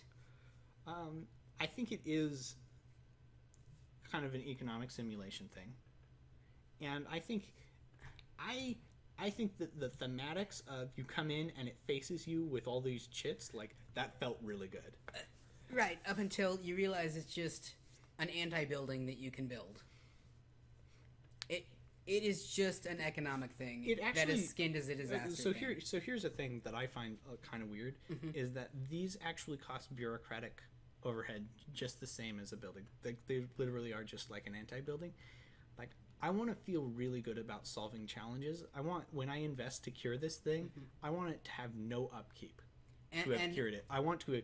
It's done. It's cured. I fixed this problem, and I'm not paying an ongoing cost for the fact to keep it fixed. Okay, right? Another thing that SimCity does right that this game does not: newspapers. Oh yeah, that's true. Having that kind of feedback and sense of life to your people would really give something. And I realize that, this game comes across as it's developed by like maybe one person or a very small team. So like maybe they can't do all of these things, right? But these are things which would really help to amplify the feel of this game, right? This game does not react to me at all. This is a spreadsheet with spinning planets on it. Right. Even like the rebels building ships, that's just a linear increasing thing that you need to devote some attention to cleaning up. Yeah, and actually, like, after a while, the rebels aren't really that interesting. It's really just like I have to devote some attention to redirecting my ships occasionally and hitting auto-resolve. So I think fundamentally this game fails to deliver on being about what it's about. Like, okay, so the number of moving parts this game has, compared to what those moving parts accomplish in being part of the game, is mismatched. Well, I don't think that the game fails to deliver on being about what it's about, but I think that it could do I think that the industry standard is to do a better job at it than what it does. However, I think that it has not... Like, I think that the game is wholly designed to pursue its theme, right? Like... Okay, but there is nothing about this game that makes me feel like I'm coming in and fixing a disaster. Like, okay, there's the theming of the problem things. And, like, those are just random problem penalties at the start of the game. But, like, removing them is just building an anti-building. And there's...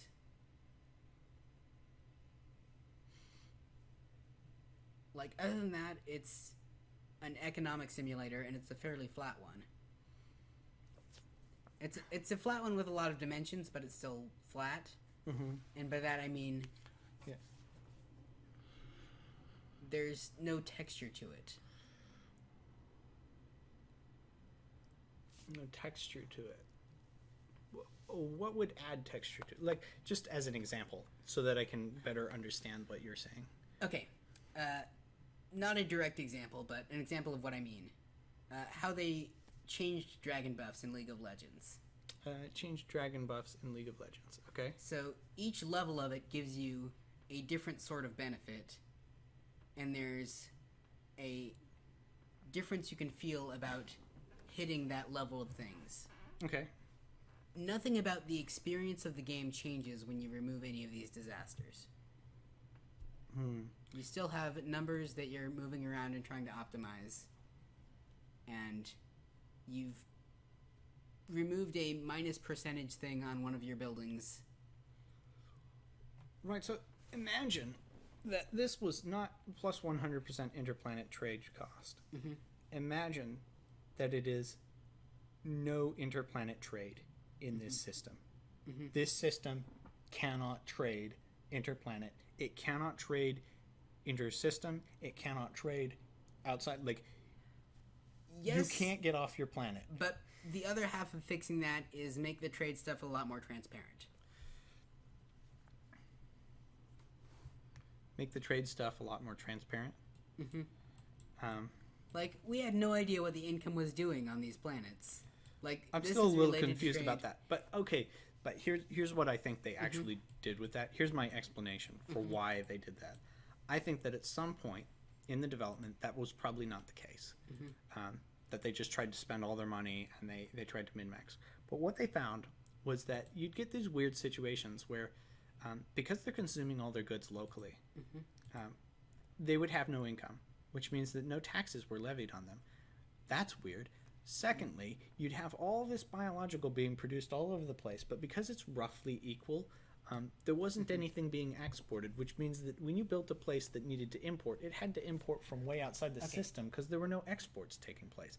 So I think that they force a certain amount of exports in order to force a certain amount of income and in order to force sources for people who need to import. And that said, I think the way income ties into the game is incorrect from a design perspective. What do you mean? I mean, I've been pretty harsh with my criticism of this, but like, it's hooked into too many things, and it's hooked into those things in an unclear way. Like it affects your taxes, but also like how well your system balances itself to reach wealth levels, and so that's like a third order control thing.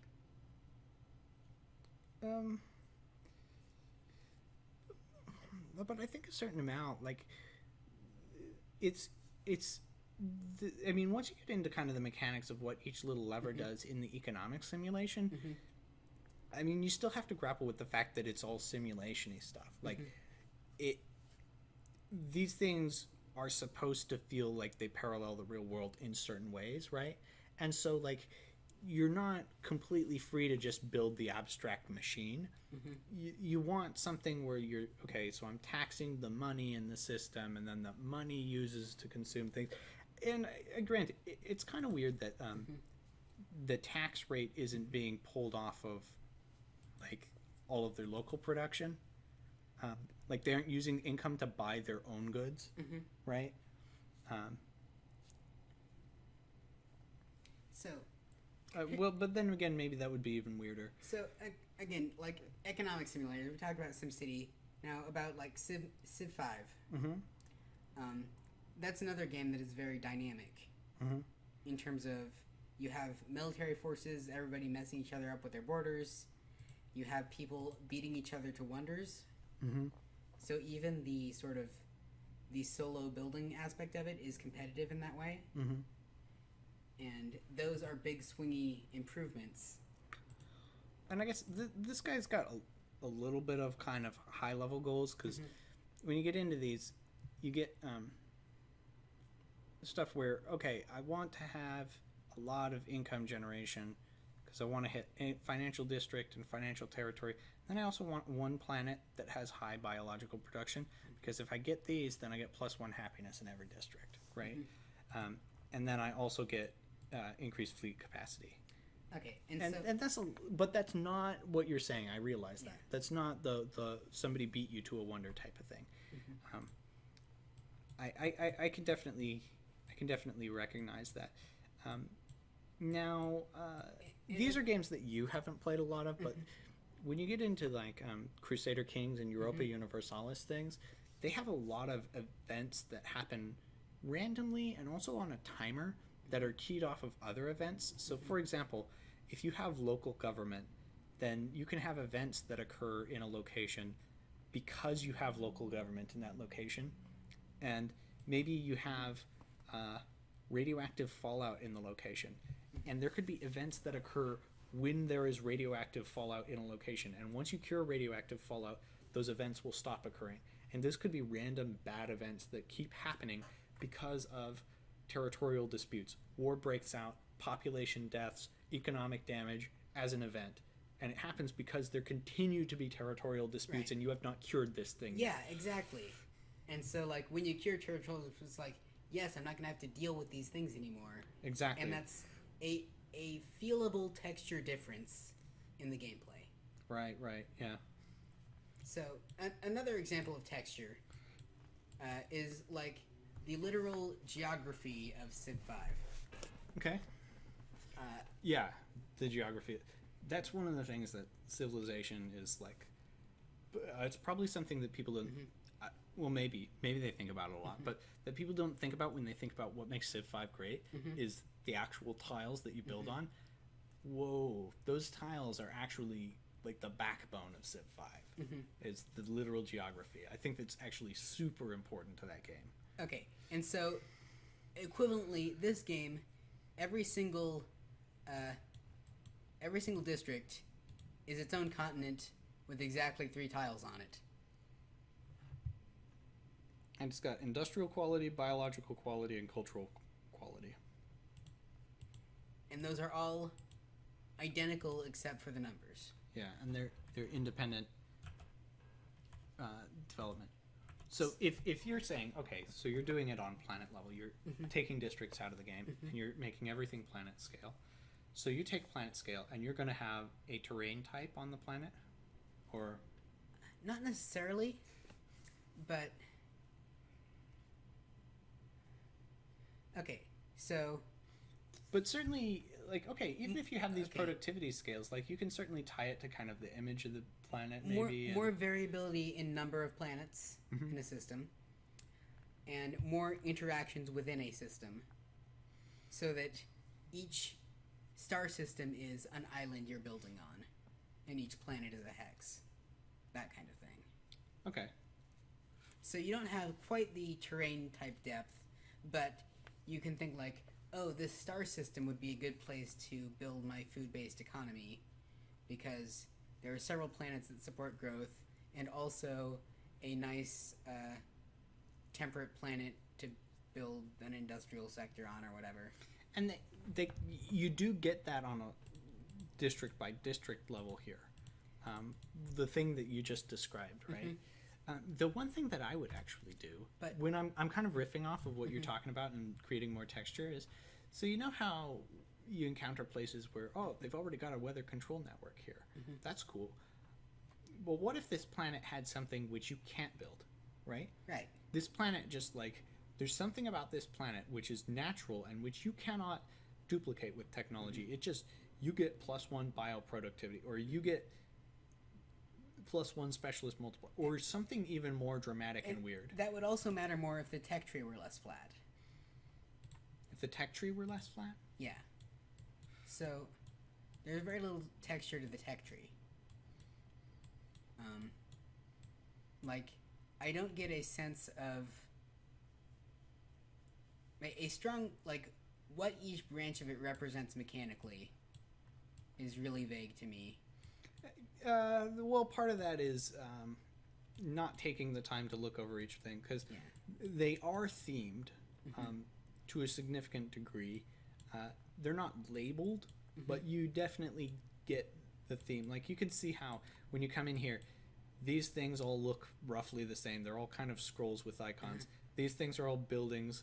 These things are all hats with things. And these are actually like themed bonuses that are in branches, right? And you kind of get this feeling. How many interesting and satisfying decisions do I get to make when going through this thing? I actually find it fairly interesting and satisfying. The tech tree myself. I find the tech tree to be one of the stronger points. Okay, I will argue with that. Okay.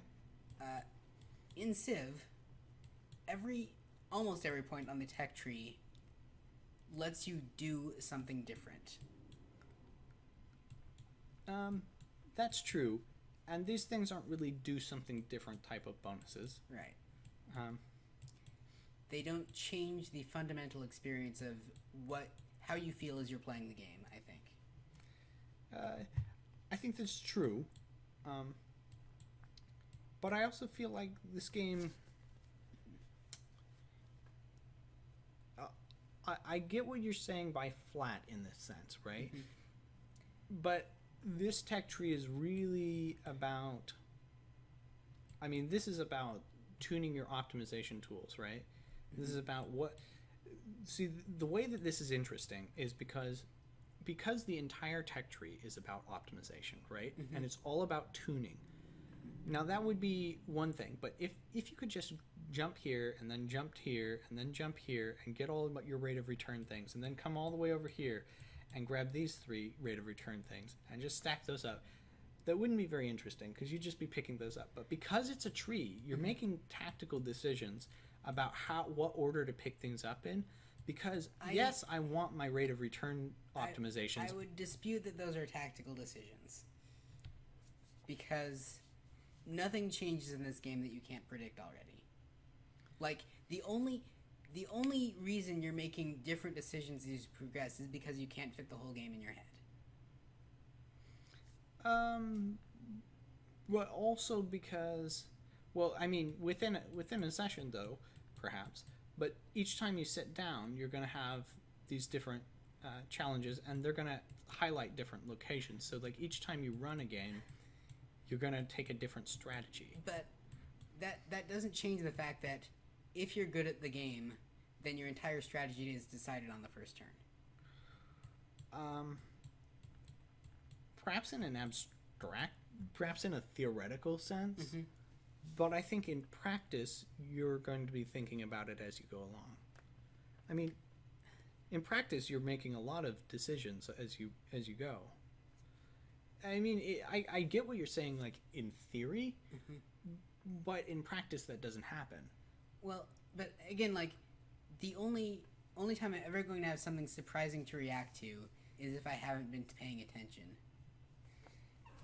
And I fundamentally really dislike games that are hard because I can't pay attention well enough.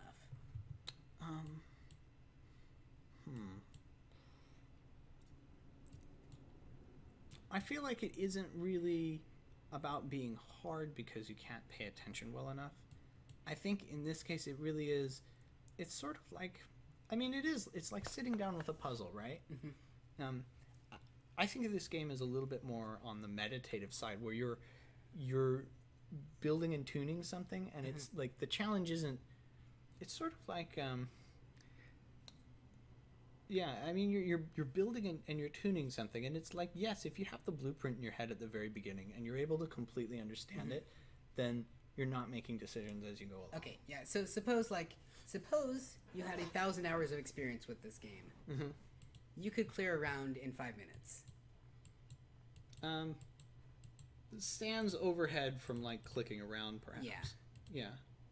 That might be. I mean, maybe not literally, but like, I get what you're saying there. But I mean, I get that as a criticism, but I think at the same time, in practice, at least with the amount of experience that I have, it doesn't go to that. Like, I'm not at that extreme, so that's not the experience I have with it. So, like, I have more fun with it than you project that the idealized person would have, right? And so I can recognize that complaint, but at the same time, it doesn't map to my experience directly. So, yeah, and I get that. From my personal experience, part of, like, how I understand a game is, like, I anticipate what does a very good execution of playing this game look like, and I see a really thin experience at that point. Yeah, and you can read posts where people will say, oh, well, you just grab a specialization and you go really deep and you build one thing up and then you build it everywhere if you can, and if you can't do it because you're not really high level, then you don't just build it in one place, and then you just scale up and you oscillate back and forth on the cultural policy thing, which I think is just like, you shouldn't be able to do that. That's kind of broken. Yeah. Okay, so another thing is, like, nailing down a complaint I had earlier. This is not a new thing so much as just sort of a reformulation of kind of part of my beef with this game. Is I spend very little time solving problems. Solving problems. It's kind of like, I mean, part of that's like the predictability thing. Right. Like, my solving problems in this playthrough is figure out how to get a fleet that can take on a single rebel ship, and figure out that I should be building cubes, and figure out how to make sure I can cash in my victory points at the end of the game. Well, I think to some extent that's true, but I also think that this game scratches a different itch in that there is and this might not be the kind of game that you're into, but there is some satisfaction in the craftsmanship of building the cubes, right? And you don't even have to, like, you can actually also sit down and try to play the game. Okay, so let's say we've settled down, we've figured out that building cubes is the way to play the game, right? I can then sit down and I'd say, in the spirit of the theme of the game, I'm going to take a completely different approach, and I'm not going to build cubes, right? Like, maybe I'll build, like, a cube here, but I'm not going to go all in on building a cube. And I recognize that there's nothing that makes me want to roleplay a spreadsheet. In this game in particular. This game does nothing to make me feel anything. Well, I think that I've got to draw a little bit of a distinction where you're not as into strategy games as I am, and I think I'm a little more ready to role play in an abstract strategy game and just kind of enjoy the little flavor text that they throw at me and the little icons that they throw at me, and just kind of use those to kind of launch off of those into some role playing. And like in Civ 5, I will quite happily like say, okay, this game I'm just building infinite chariots, and like explore different spaces of the game because there's different textures to experience. Right, because you're experiencing a different sort of gameplay. But consider this: if you take this game and you don't build cubes, and you instead say, I'm gonna try and develop these different districts, and I'm gonna go to every district, and instead of putting all my technology into one column and then building a really tall cube in those few places, I'm going to spread out, and I'm going to get multipliers in all three columns, just smaller, and then I'm going to try to treat every planet, make sure everybody gets a little bit of something so that nobody's left behind, right? That is a somewhat different texture. There is no feedback in this game that makes me want to do that. I can definitely see that. Like, the only feedback I get at all in this game is numbers. Yeah. And so, because I'm sort of looking at it at a high level because I don't feel any texture there, so it reduces to figure out how to build cubes in the most efficient way through this kind of opaque number interface, and I even forgot what the second thing was. Make numbers larger. So, like, once I understand how victory points work, I just go, oh, this is a cube building game. Now, what makes this an interesting cube building game? And then you come up with not a lot, is what you're saying. There is basically nothing novel about the experience of this game. And nothing novel about the experience of this as a game is not as much of a sin as nothing novel in the course of playing this game. Like, the experience, like, does not fundamentally change in a playthrough of this game. So what you're saying is, it wouldn't be, like, merely the fact that the game... Okay, so you're saying, A, the game doesn't bring a whole lot that another cube building game doesn't bring. But that alone isn't that bad. Like, it can still be a perfectly legitimate game in and of itself. But the fact that you don't get bumps in the road on your way to building the cubes means that the experience of playing isn't as satisfying. There's very little texture or flavor to the cubes. They're tofu cubes. They need something extra on the side. And they do apply some theming to it. And yes, it's low budget theming. Like they're not showing you like a picture of your city here and then doing little graphics. They're just doing little icons, and then you have to kind of figure it out. And I'm a kind of guy who plays and makes text-based games, so that's enough for me. But what you're saying is that merely applying some theming isn't enough. The gameplay also needs to express that texture. Like it can't merely be, oh, it's science fiction themed cubes, oh, it's themed as you're solving a disaster.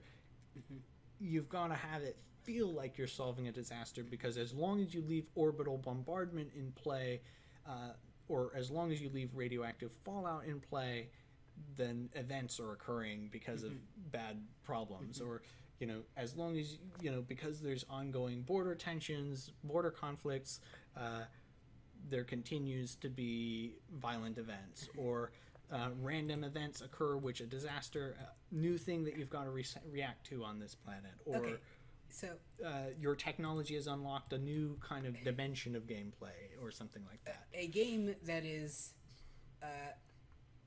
slightly similar and very opposite of this game is Galaxy Trucker.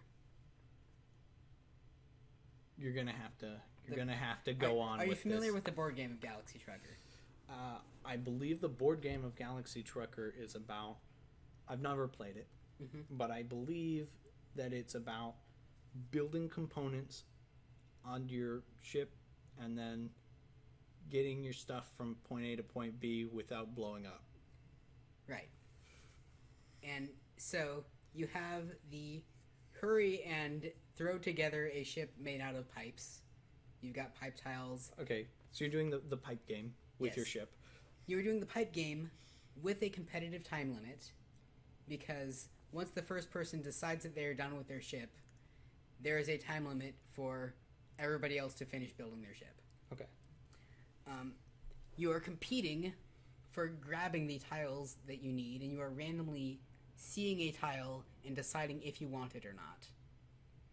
So there's a lot of both sort of anticipating and reacting. Okay, so the immediate reaction here is this game has nothing to do with Galaxy Trucker, right? Right. But I think I know what you're getting at. What you're getting at is that building your ship in Galaxy Trucker is an optimization and refinement and puzzly game, sort of like optimizing the economy in this game. It's a similar kind of basic verb pattern, right? I'm picking what I want to use, and I'm picking where to put it in, and I'm picking this stuff, and I'm trying to optimize a system, right? Trying to build the best system that I can using the resources that I have in front of me, and I just kind of put them together. It's a puzzly thing. But in Galaxy Trucker, you've got all kinds of chaos being thrown in your way. Every step along the way injects chaos to react to. Yeah, so what are my resources? You're looking at a tile every limit? 5 seconds, and every time you pick up a tile, you need to make several decisions. Is this part something I need? Is this part something I can meaningfully fit onto my ship right now? Is this going to cut off like these 3 tiles on the left-hand side, but I really need a laser here?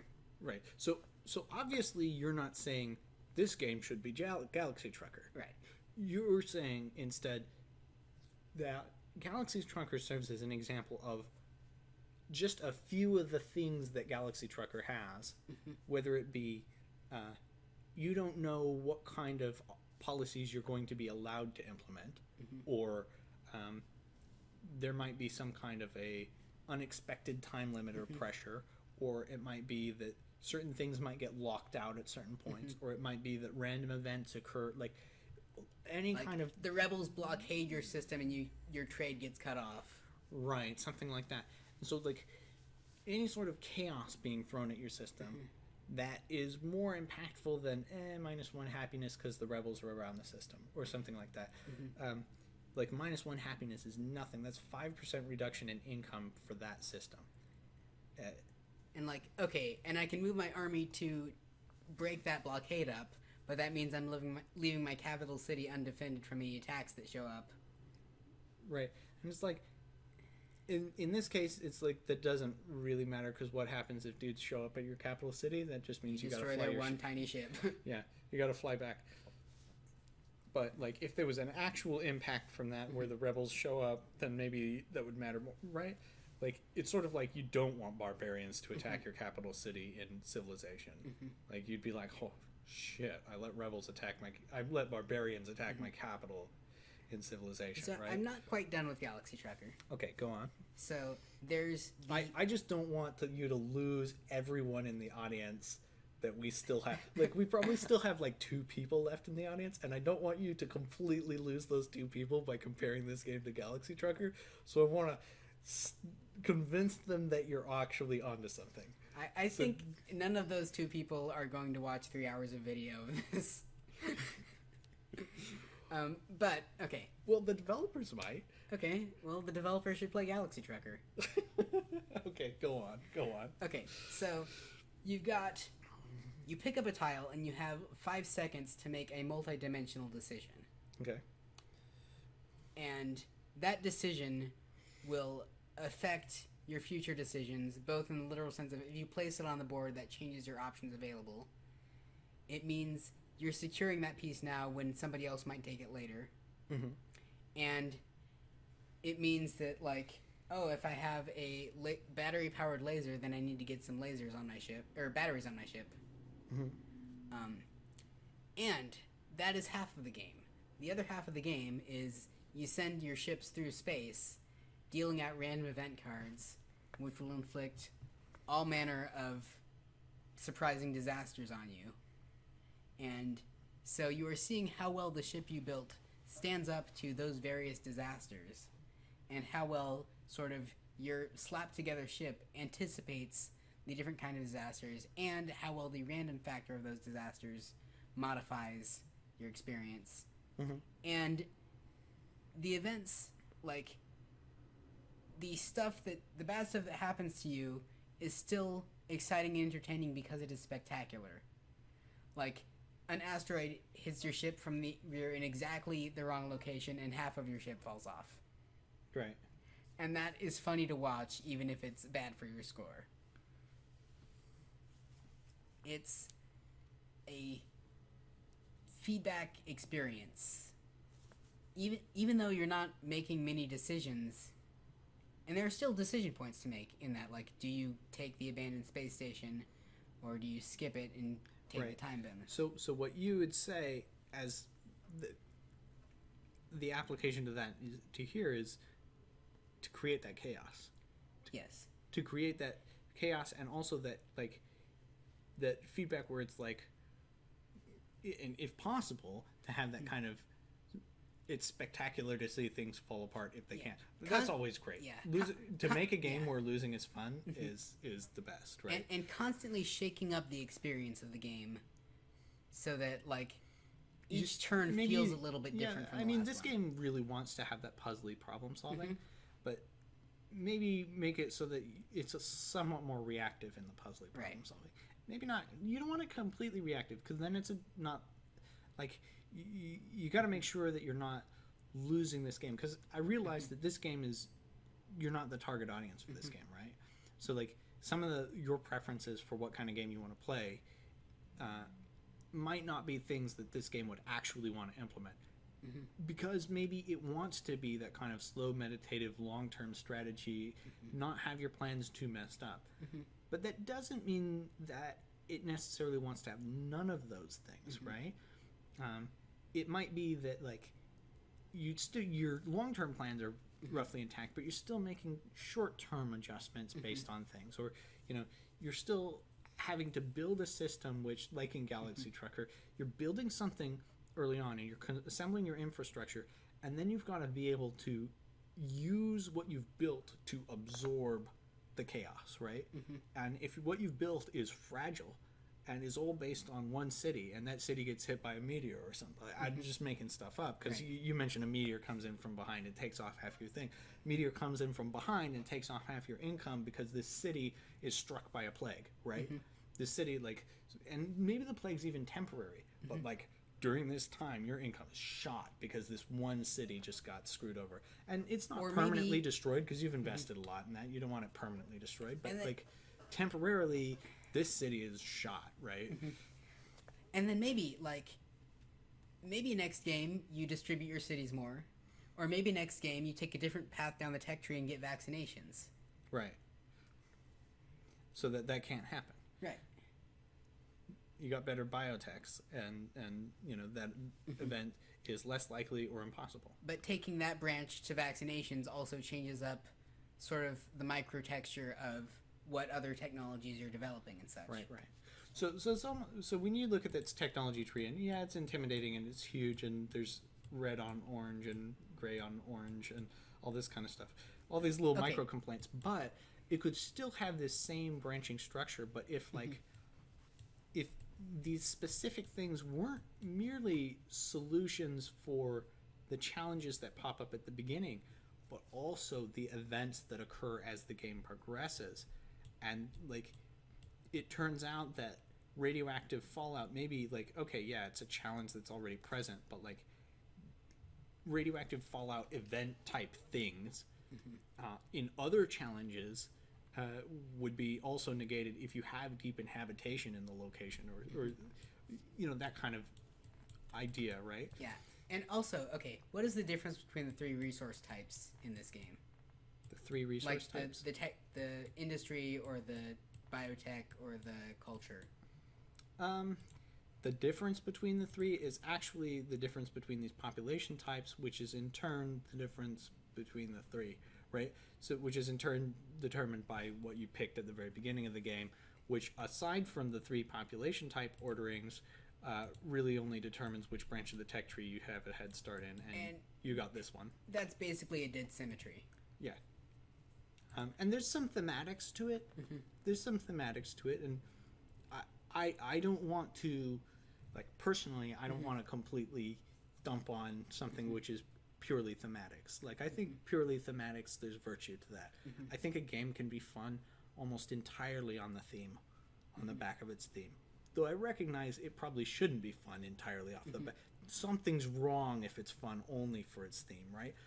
But theme does go a long way, and it goes a long way for me, at least. Okay. But, like, those three different things, if they're dead symmetry, then there's not a meaningful, substantial difference between those. There's just a little bit, actually, because just a little bit. Okay, I know there's a little bit of a numerical difference and a little bit of a tech tree difference. Text tree difference, yeah. But the tech tree is also flat in its costs.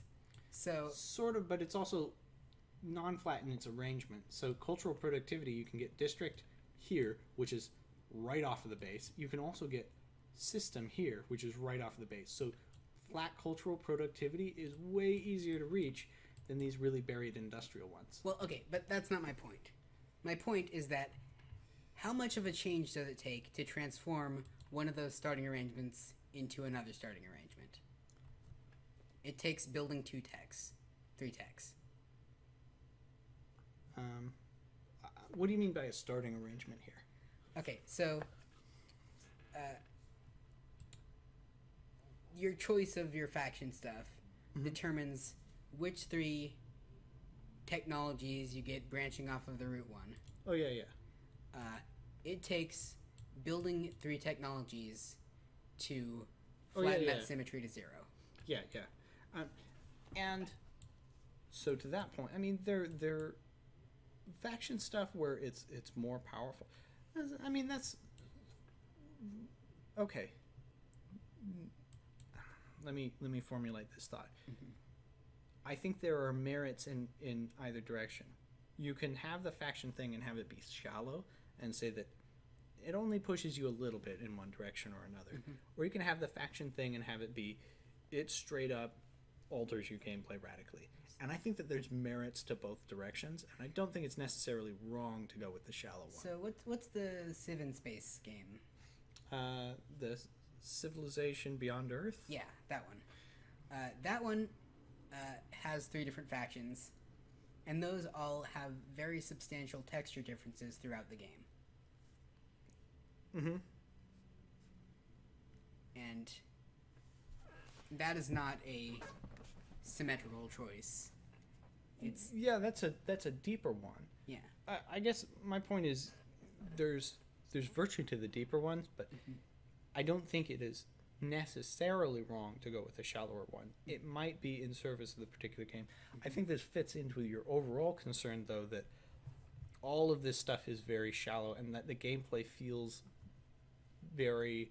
You keep saying flat and not textured. So you're saying that, like, because this is shallow and other stuff is also shallow, like, all these differences are so subtle that, like, plus 1% plus 1 happiness, plus 1 happiness, plus 1 happiness, plus 1 happiness, plus 1 happiness. Like, these don't feel distinct. Like, what's the difference between enlightened policing and leisure subsidies? Literally nothing. They're both district plus 1 happinesses. They're completely interchangeable. And so what you would say is that enlightened... I'm just going to keep going back to the random events thing. Enlightened policing should make it less likely that you get, like, random conflicts with police and stuff, and then leisure subsidies can have a different sort of effect, and you just kind of push things, like, Make it feel like what it's called. yeah, make it, have the gameplay reinforce it a little bit. So you know about the Magic player psychographics, right? The Timmy, Johnny, and Spike thing. Yeah. I'm very much a Timmy, so I play to experience things. Mm-hmm. And from that level, this game offers very little to experience in that sense for me. Yeah, I really like to experience things myself. I definitely have a lot of that Timmy feel, though I mentioned earlier that I'm much more able to kind of key off of the little icons and the little text descriptions that they give and kind of pull that into an experience, right? But I do agree that, like, their mechanics don't add a lot of punch to it. And there's a scope issue that they face, right? This could be like a one-man band type of thing.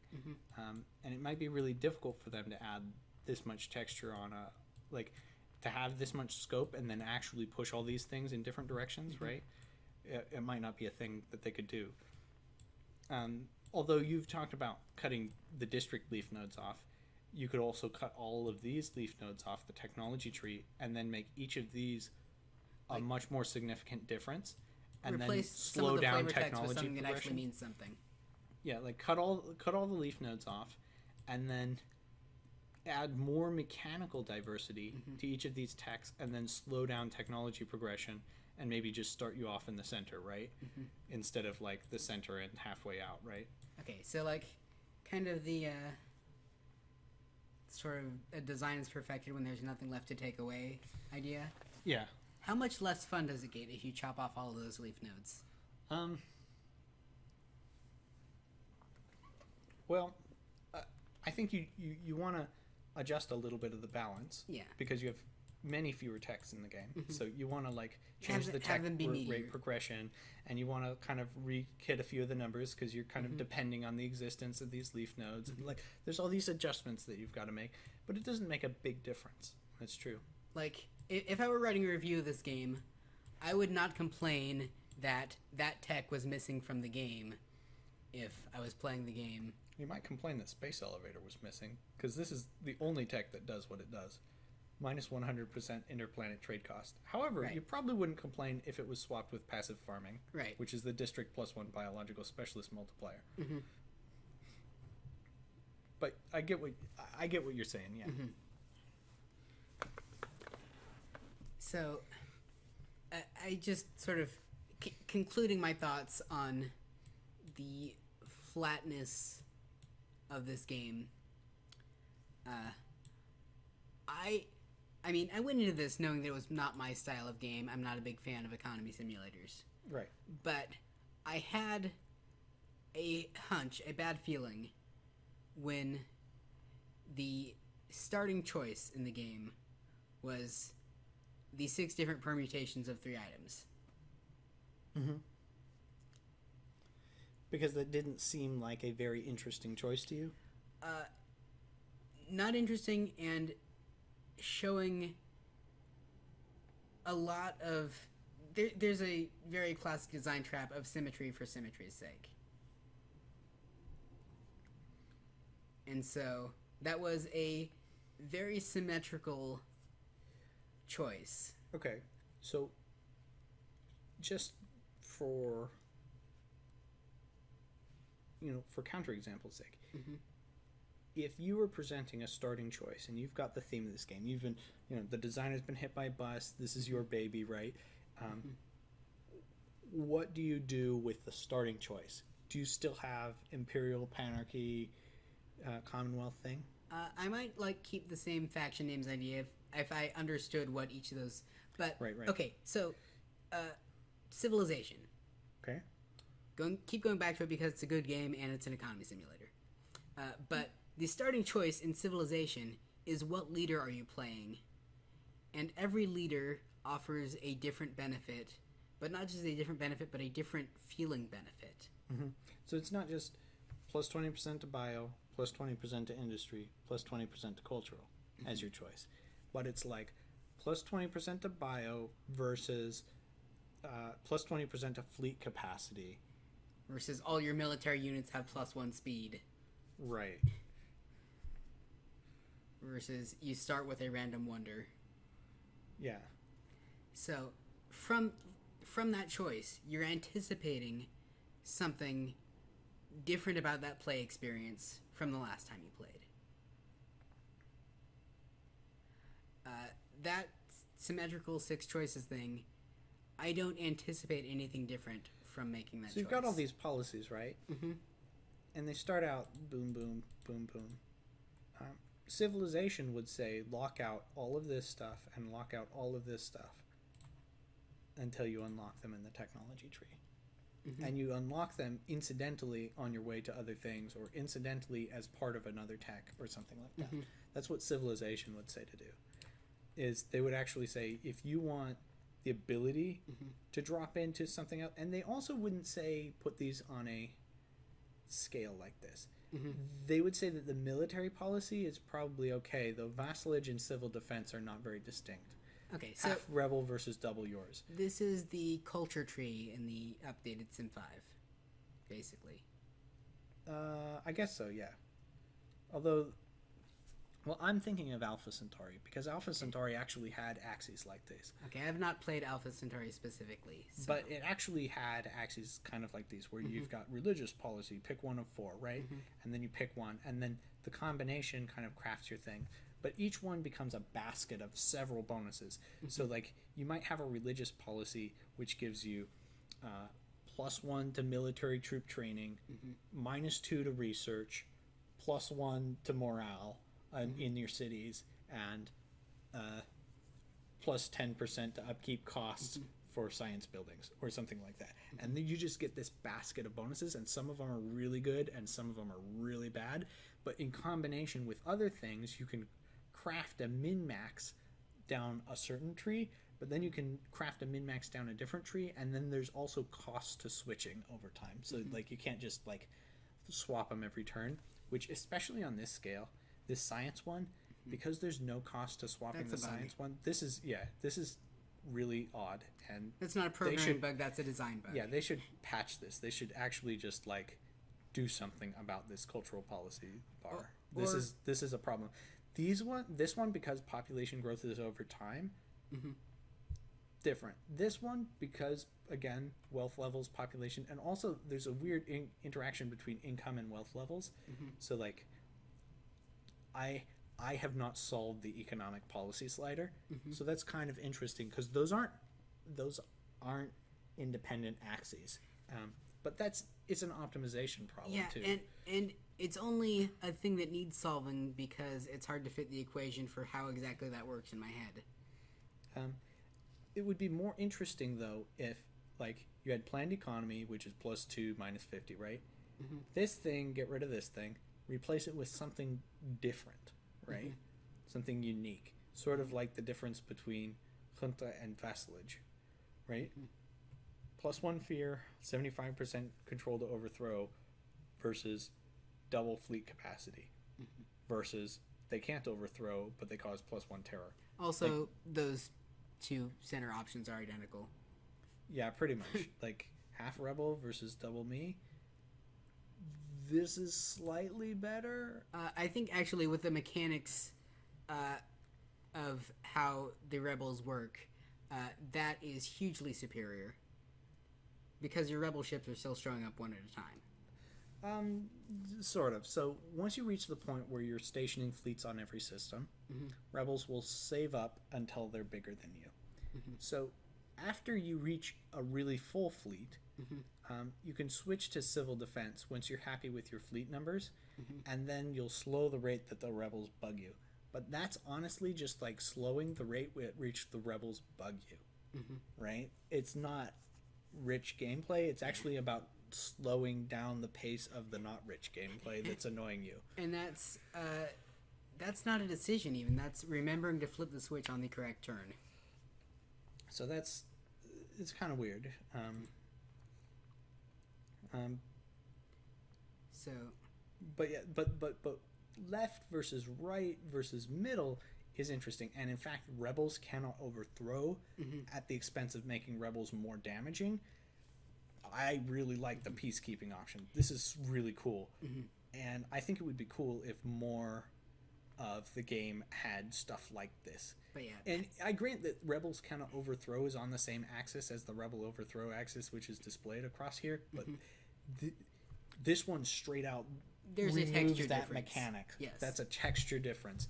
This cannot happen. You do not have to worry about rebels taking you out because they take over too many systems.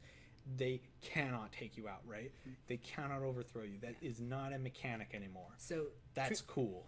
trim these down to 3 at most per choice, and stick a pin in them at the start of the game that it takes resources to change. So that way you are making choices about what your play experience will be like at the start of the game.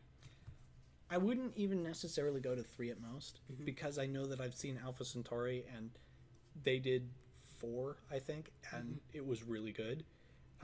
But when you're doing 3 at most, like don't make them. When you're doing 4, don't make them an axis. Okay. Well, the other thing is that have there be no neutral option in any of them. Well, I would at least. Alpha Centauri did have a neutral option, but it was worse than the non-neutral options. You unlock technology to get the non-neutral options, and then you were really happy to get a non-neutral option because that would help you to do your strategy, even though it had costs. And I think that was fine. And that's not really a neutral option so much as not getting an option yet. Yeah, that's true. But That is, I you have not unlocked this row. I wouldn't have these things on a scale because, like, honestly, like, how often do I use assimilationism? Never. There's actually never a reason to use assimilationism or interculturalism for that matter. Like, you want to ping pong between mono and multi. You want as much science as you can or as little bureaucratic overhead as you can, and you just ping pong between these. That's a bug, though. But in the case of religious, it's slightly interesting to maybe, I need a little bit less bureaucratic, but I don't want to sack my population growth. Like, that's a little bit interesting, but that's not very interesting. Like, sliders aren't very interesting. Okay. Well, and the other thing is, like, in any feedback system, if you're min-maxing, unless you have a non-linear interaction, the best choice is always an extreme one. Okay. Do you understand what I mean by that? I do. The reason that you would... Okay. But... Well, I will say that population growth is nonlinear. Because it's compounding. So that is a nonlinear interaction. Also, bureaucratic overhead. Because it subtracts off of your income. Like, once you get to, like, 95% bureaucratic overhead, you're like, I can't do anything. And if I can't do anything, then I can't have the compounding effects of the things that I'm continuing to do. So those are actually both nonlinear in that sense.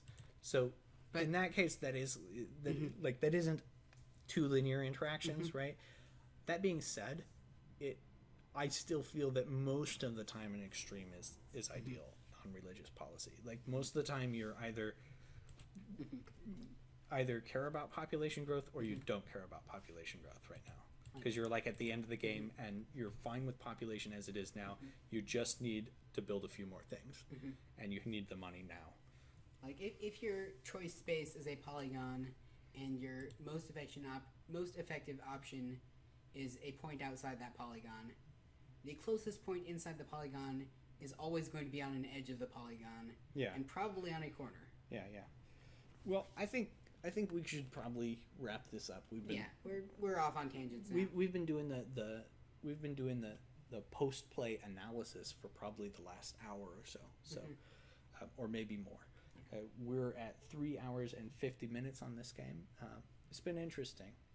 Any final words? I mean, I know we have your assessment that you're not a fan. I think I've already said my final words. But yeah, it needs texture. It needs... I want to feel more when I'm playing this game. And it's not thematic texture per se. Right. It's the gameplay needs to back the thematics, is what you're saying. Writing more words will not solve any of this problem. The problem that you're experiencing is that the mechanics of the game don't make you feel the theme. Right. Okay. You feel like you're just spreadsheet jockeying rather than actually the Viceroy coming in and solving the problem. And if I want spreadsheets, Civ 5 gives me everything I want out of a spreadsheet game. Plus the reaction stuff that pulls you in, right? It is also fun in other ways. Now, I will say that for Economic Simulated, this is a bit crunchier than Civ 5. That being said, you kind of ultimately come down to like, oh, I'm building my cubes, right? Yeah, and like from my perspective, I wouldn't say it's crunchier. I would say it's more fiddly.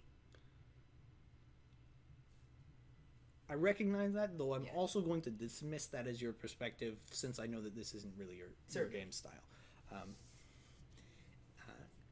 I think that in terms of, I think that fiddliness does cap for a certain personality type or for a certain thing that you're looking for. That fiddliness can translate to fun, and I think that the people who made this game or the person who made this game are probably in that box where that fiddliness is fun for them, right?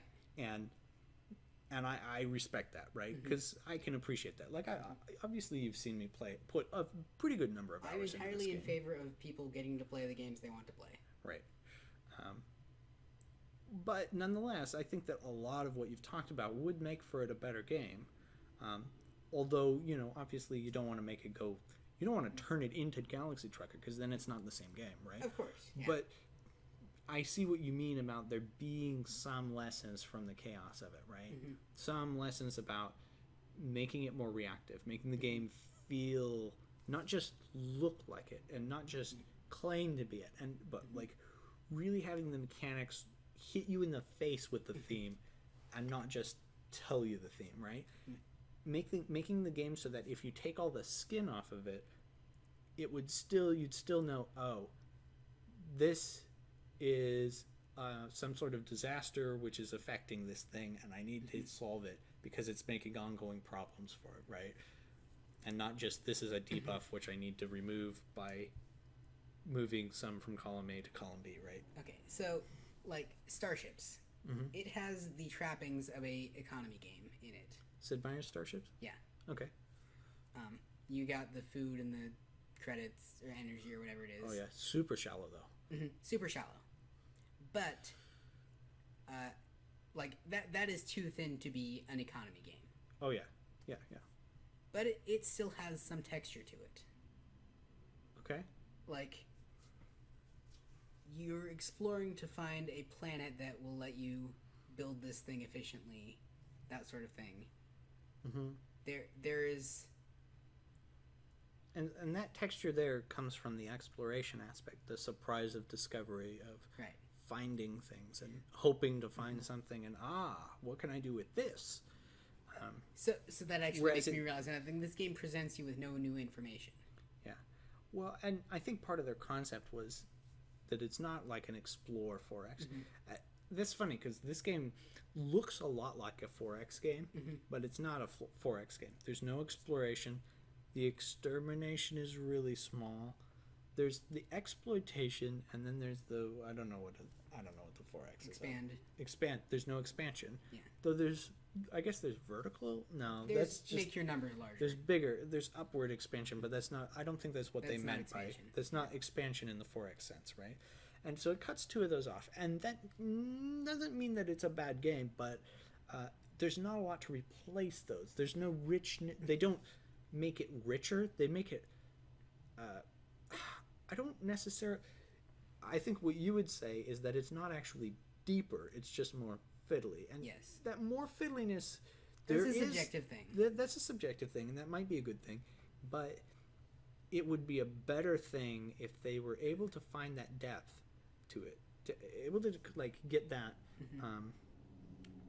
increase the richness of it, and not just the amount of it, right? And so, from what you described, it sounds like the intention of this is that each play session is an encounter. Like, it presents you with this scenario, and you solve that scenario. And I think that's kind of the high concept of it, isn't it? I think that's the high concept. And I think it forgets that that's the high concept in the amount of stuff you do in this process. I mean... That it's this is because my it's so perspective. complicated in. Like, the complication of it...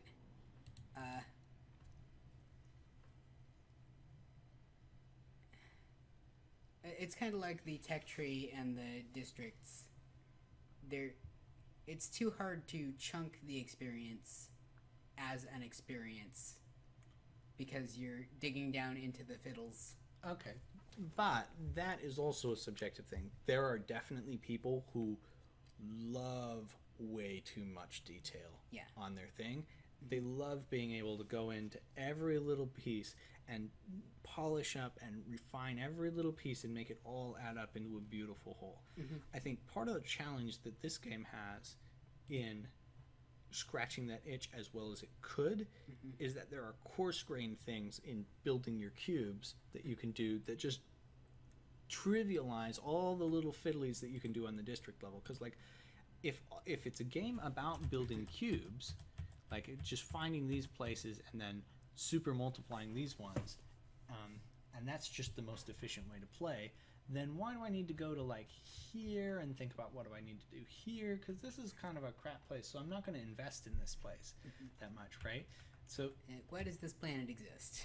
Whereas this thing, this is like, I mean, this is Okay. 11.9 billion science capacity, but this thing is like 2.45, like not getting that much. Like it's not worth putting a bunch of stuff into here because I'm going to get more from further multiplying this cube. Okay, so you asked me like what I would do if I took over making this game as this game.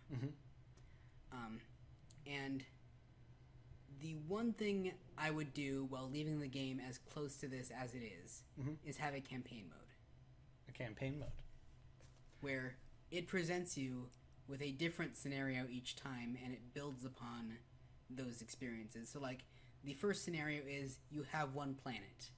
You need to meet this goal. So it actually kind of does that in that you do the thing, you do all this stuff, and then you go back to capital, then you go back to your palace, and then you can grant your people independence, and then you gain influence, and then you level up, and then you go to the portal again, and then they give you a larger territory, which you now have buffs to try to assemble this. So you have additional buffs. But I'm not just talking about it getting bigger. Because, like, I'm talking about, like, okay, on level 2 of this, like, there's a trade blockade, and so you can't trade efficiently, so how do you address the game under this circumstance? And it presents you with differently textured circumstances each time you play in that iteration cycle. And I think it tries to do that with these challenges, though the texture is so light that it doesn't really... I mean, there's a tiny... The texture, you're not... This feels imperceptible to you. Yeah. Because it's just number tweaks the same as they're just anti-buildings that are already built, and then you can unbuild them. Yeah, and it feels flat in the numerical sense in this case because this is starting a new game from scratch, right? Mm-hmm. And I have all of this stuff going on the first time I play, and there's no simple piece for me to comprehend and focus on. What is the game teaching me with this first playthrough? Of the whole game. Yeah. Like, the game is teaching me the whole game the first time I play. And I think that is the biggest flatness in the game, probably. Mm-hmm.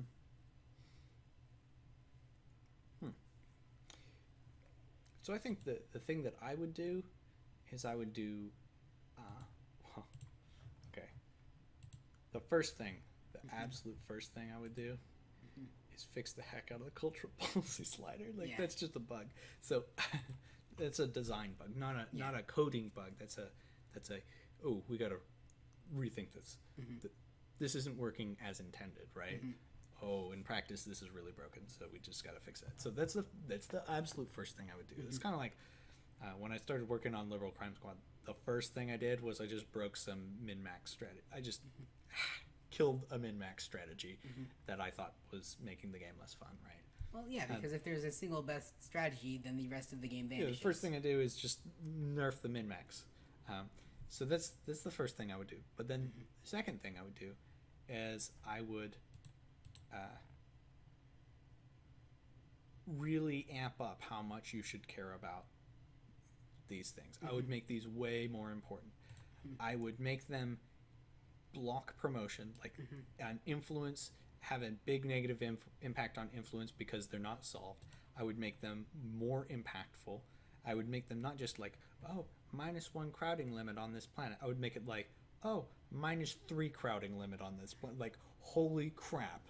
This planet cannot support people, right? And I would spend half of my art budget on depicting, like, smoking craters on the planet.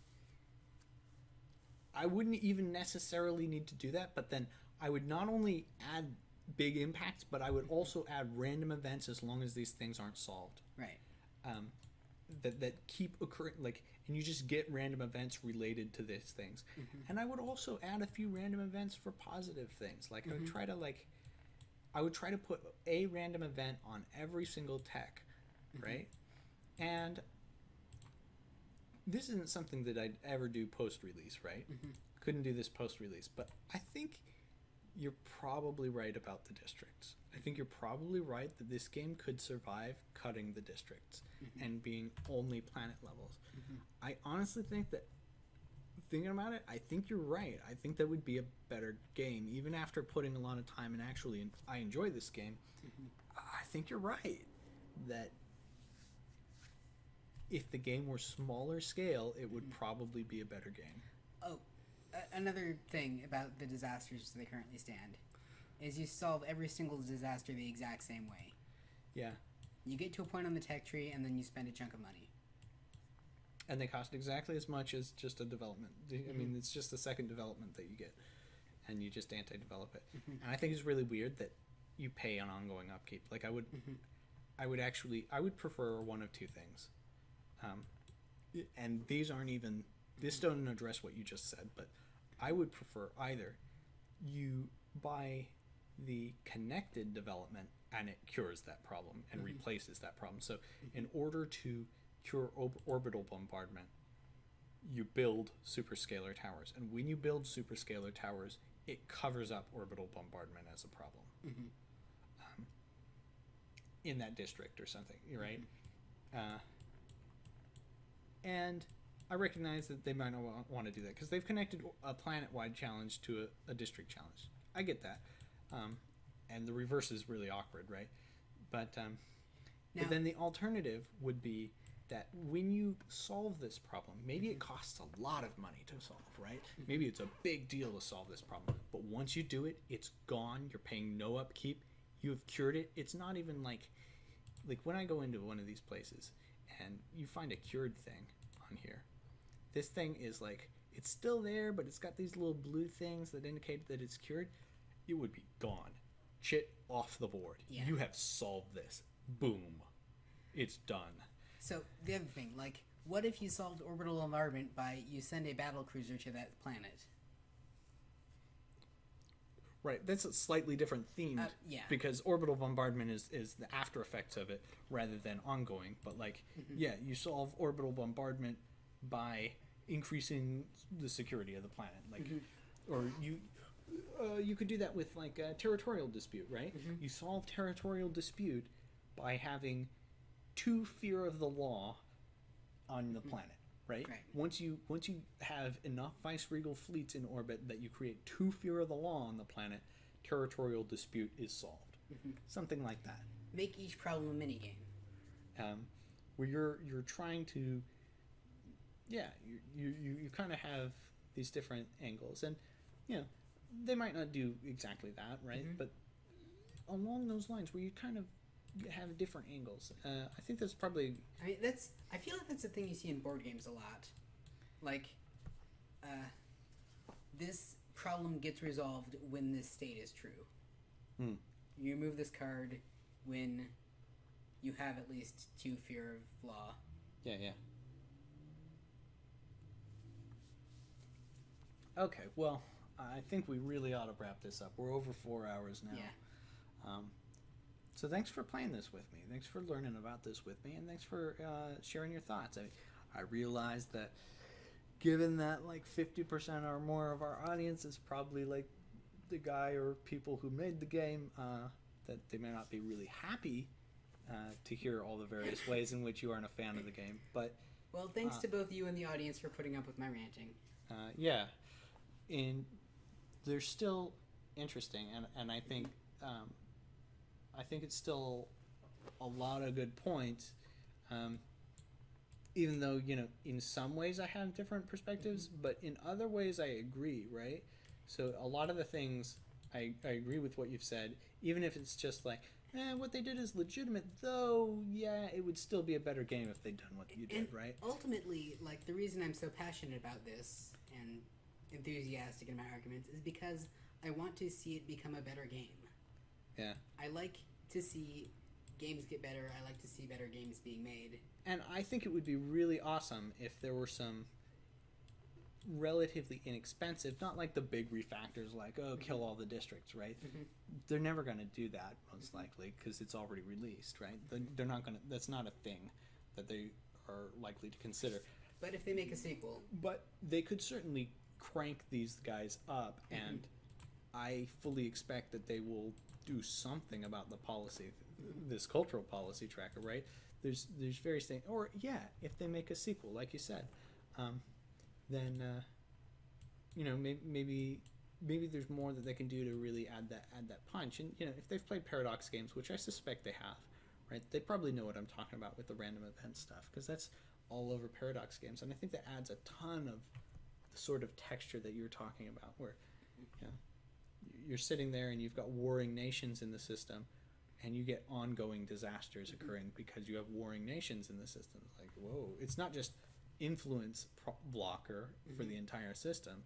It's like constant problems for the system until you stop the war.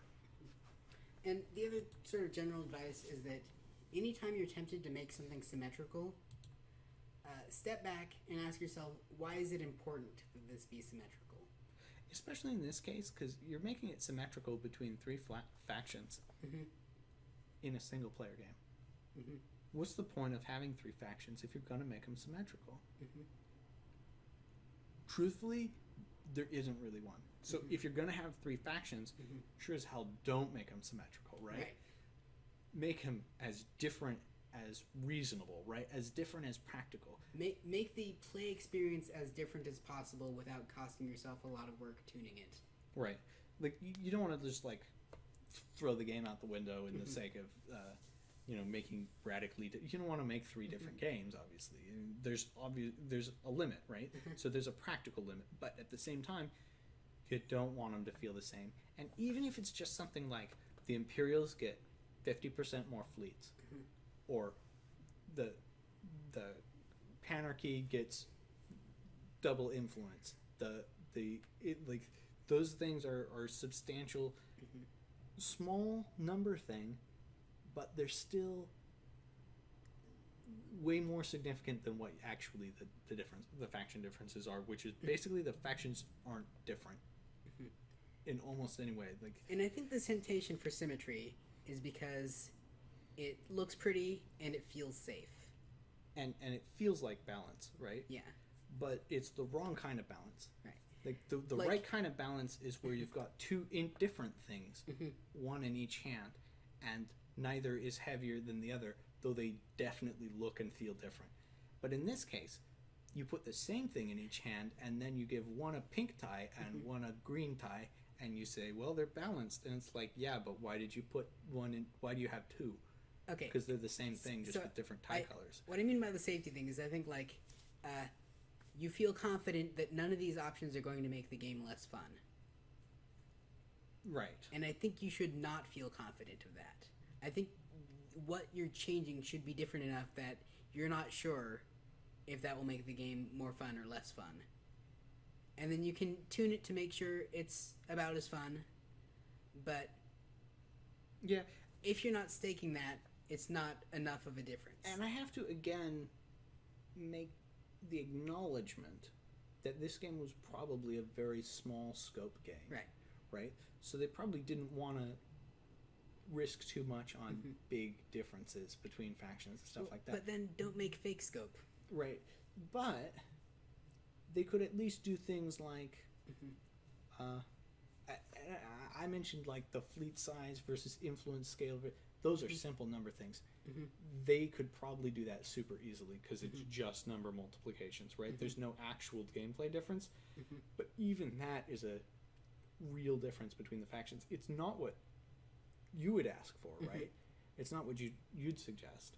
But it's more than what they did, right? And it, like, so what if one of the factions is more powerful? So what if everybody on the forum says always pick this faction, right? Or that's a thing that they figured out, right? And you can always just tweak the balance. It's Alternatively- still better than having only one choice. Yeah. That it has 6 skins. yeah, like alternatively, if you don't want to differentiate them, then just axe the choice. Yeah, that's true. Although at that point you get to the sometimes there is a value in the thematic choice. Although here's something about this game that goes to the thematics. I don't actually understand the political structure of the universe.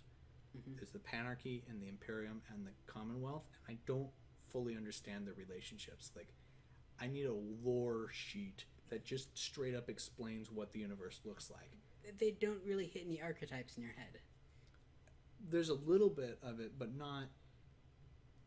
I'm not worried so much about the archetype. Like, I'm fine if they want to break out and do something really weird, but they gotta, like, I really need a good breakdown. Like, I get there's some pieces that I pieced together. Like, I've pieced together that, okay, there's basically one overarching government system, and it's got the Imperium as kind of the highest level, and then there's this Panarchy in the middle, and then there's the Commonwealth kind of at the bottom.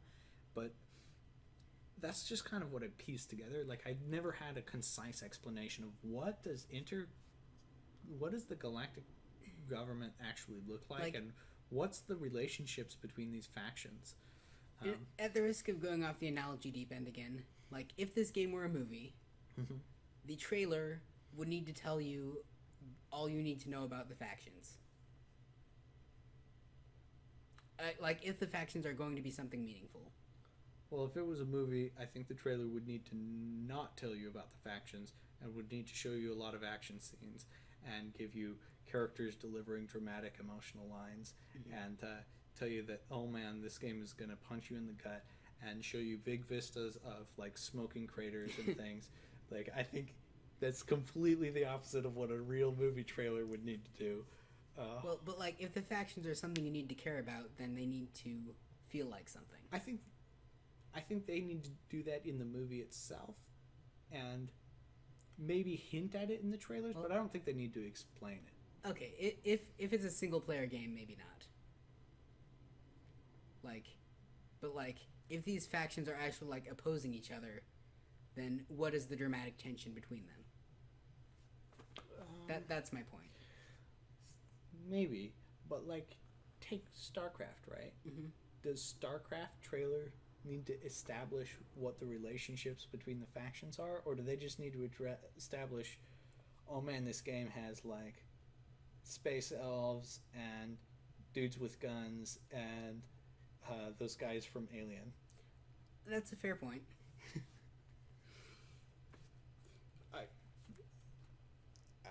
Anyway, But on the other for hand, realies though, people know what the dudes with guns are, and the things from Alien are. Like, you've summarized them in a sentence. right? How do you summarize these things? Well, you got the Empire, and then you got the guys that are kind of like us, and then you've got the guys who are kind of weird and are all cultural. That brings to mind no mental images in my head. Oh, come on, the Empire. The Intergalactic Empire? Which is Star Wars, right? Yeah, that's Star Wars. You got empires. So where are the TIE fighters? Where's the stormtroopers? Oh, those are the guys we're shooting. Well, yeah, those Empire rebels. But- You got the Empire. That works. People get Okay. people get that. Empire. Empire is a solid trope. Empire is a solid trope. People get Empire. The other ones are the Panarchy, which is weird, and it's okay to have a weird thing. The Commonwealth is familiar. Like, you pick the familiar thing because I suggested the familiar thing, and you get like enlightened policing and common suffrage and local government and creche education, which is just educating the children's. Then you get university system, and then you get really high tech and you get prenatal education, because now you're educating the babies while they're still in the womb. Taking the education to the next level. So,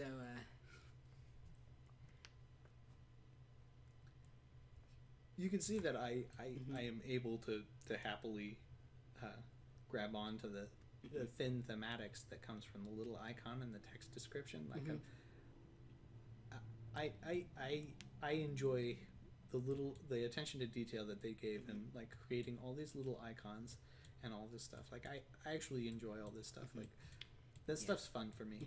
and for me, I'd like, how does this reflect how my experience of the game will change? Right. You want this stuff to be like, okay, cool, but don't just make this the exact same thing as this. These are both District 50% sciences. You want to say, why should these things be exactly, literally the same technology, just in two different places on the tech tree? You want them to actually feel different. Even if they like have different costs and different amounts or like something, right? You don't want it to be that flat. And like prenatal education, then I want like events of psychic babies being born or something like that.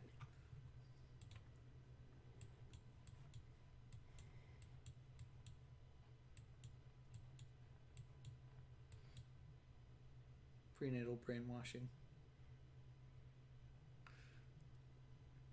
Okay, for realies though, I've attempted to close out the video so many times. Fine, I'm done. We're done. We're out. Done. Thanks for watching. Yeah. Bye.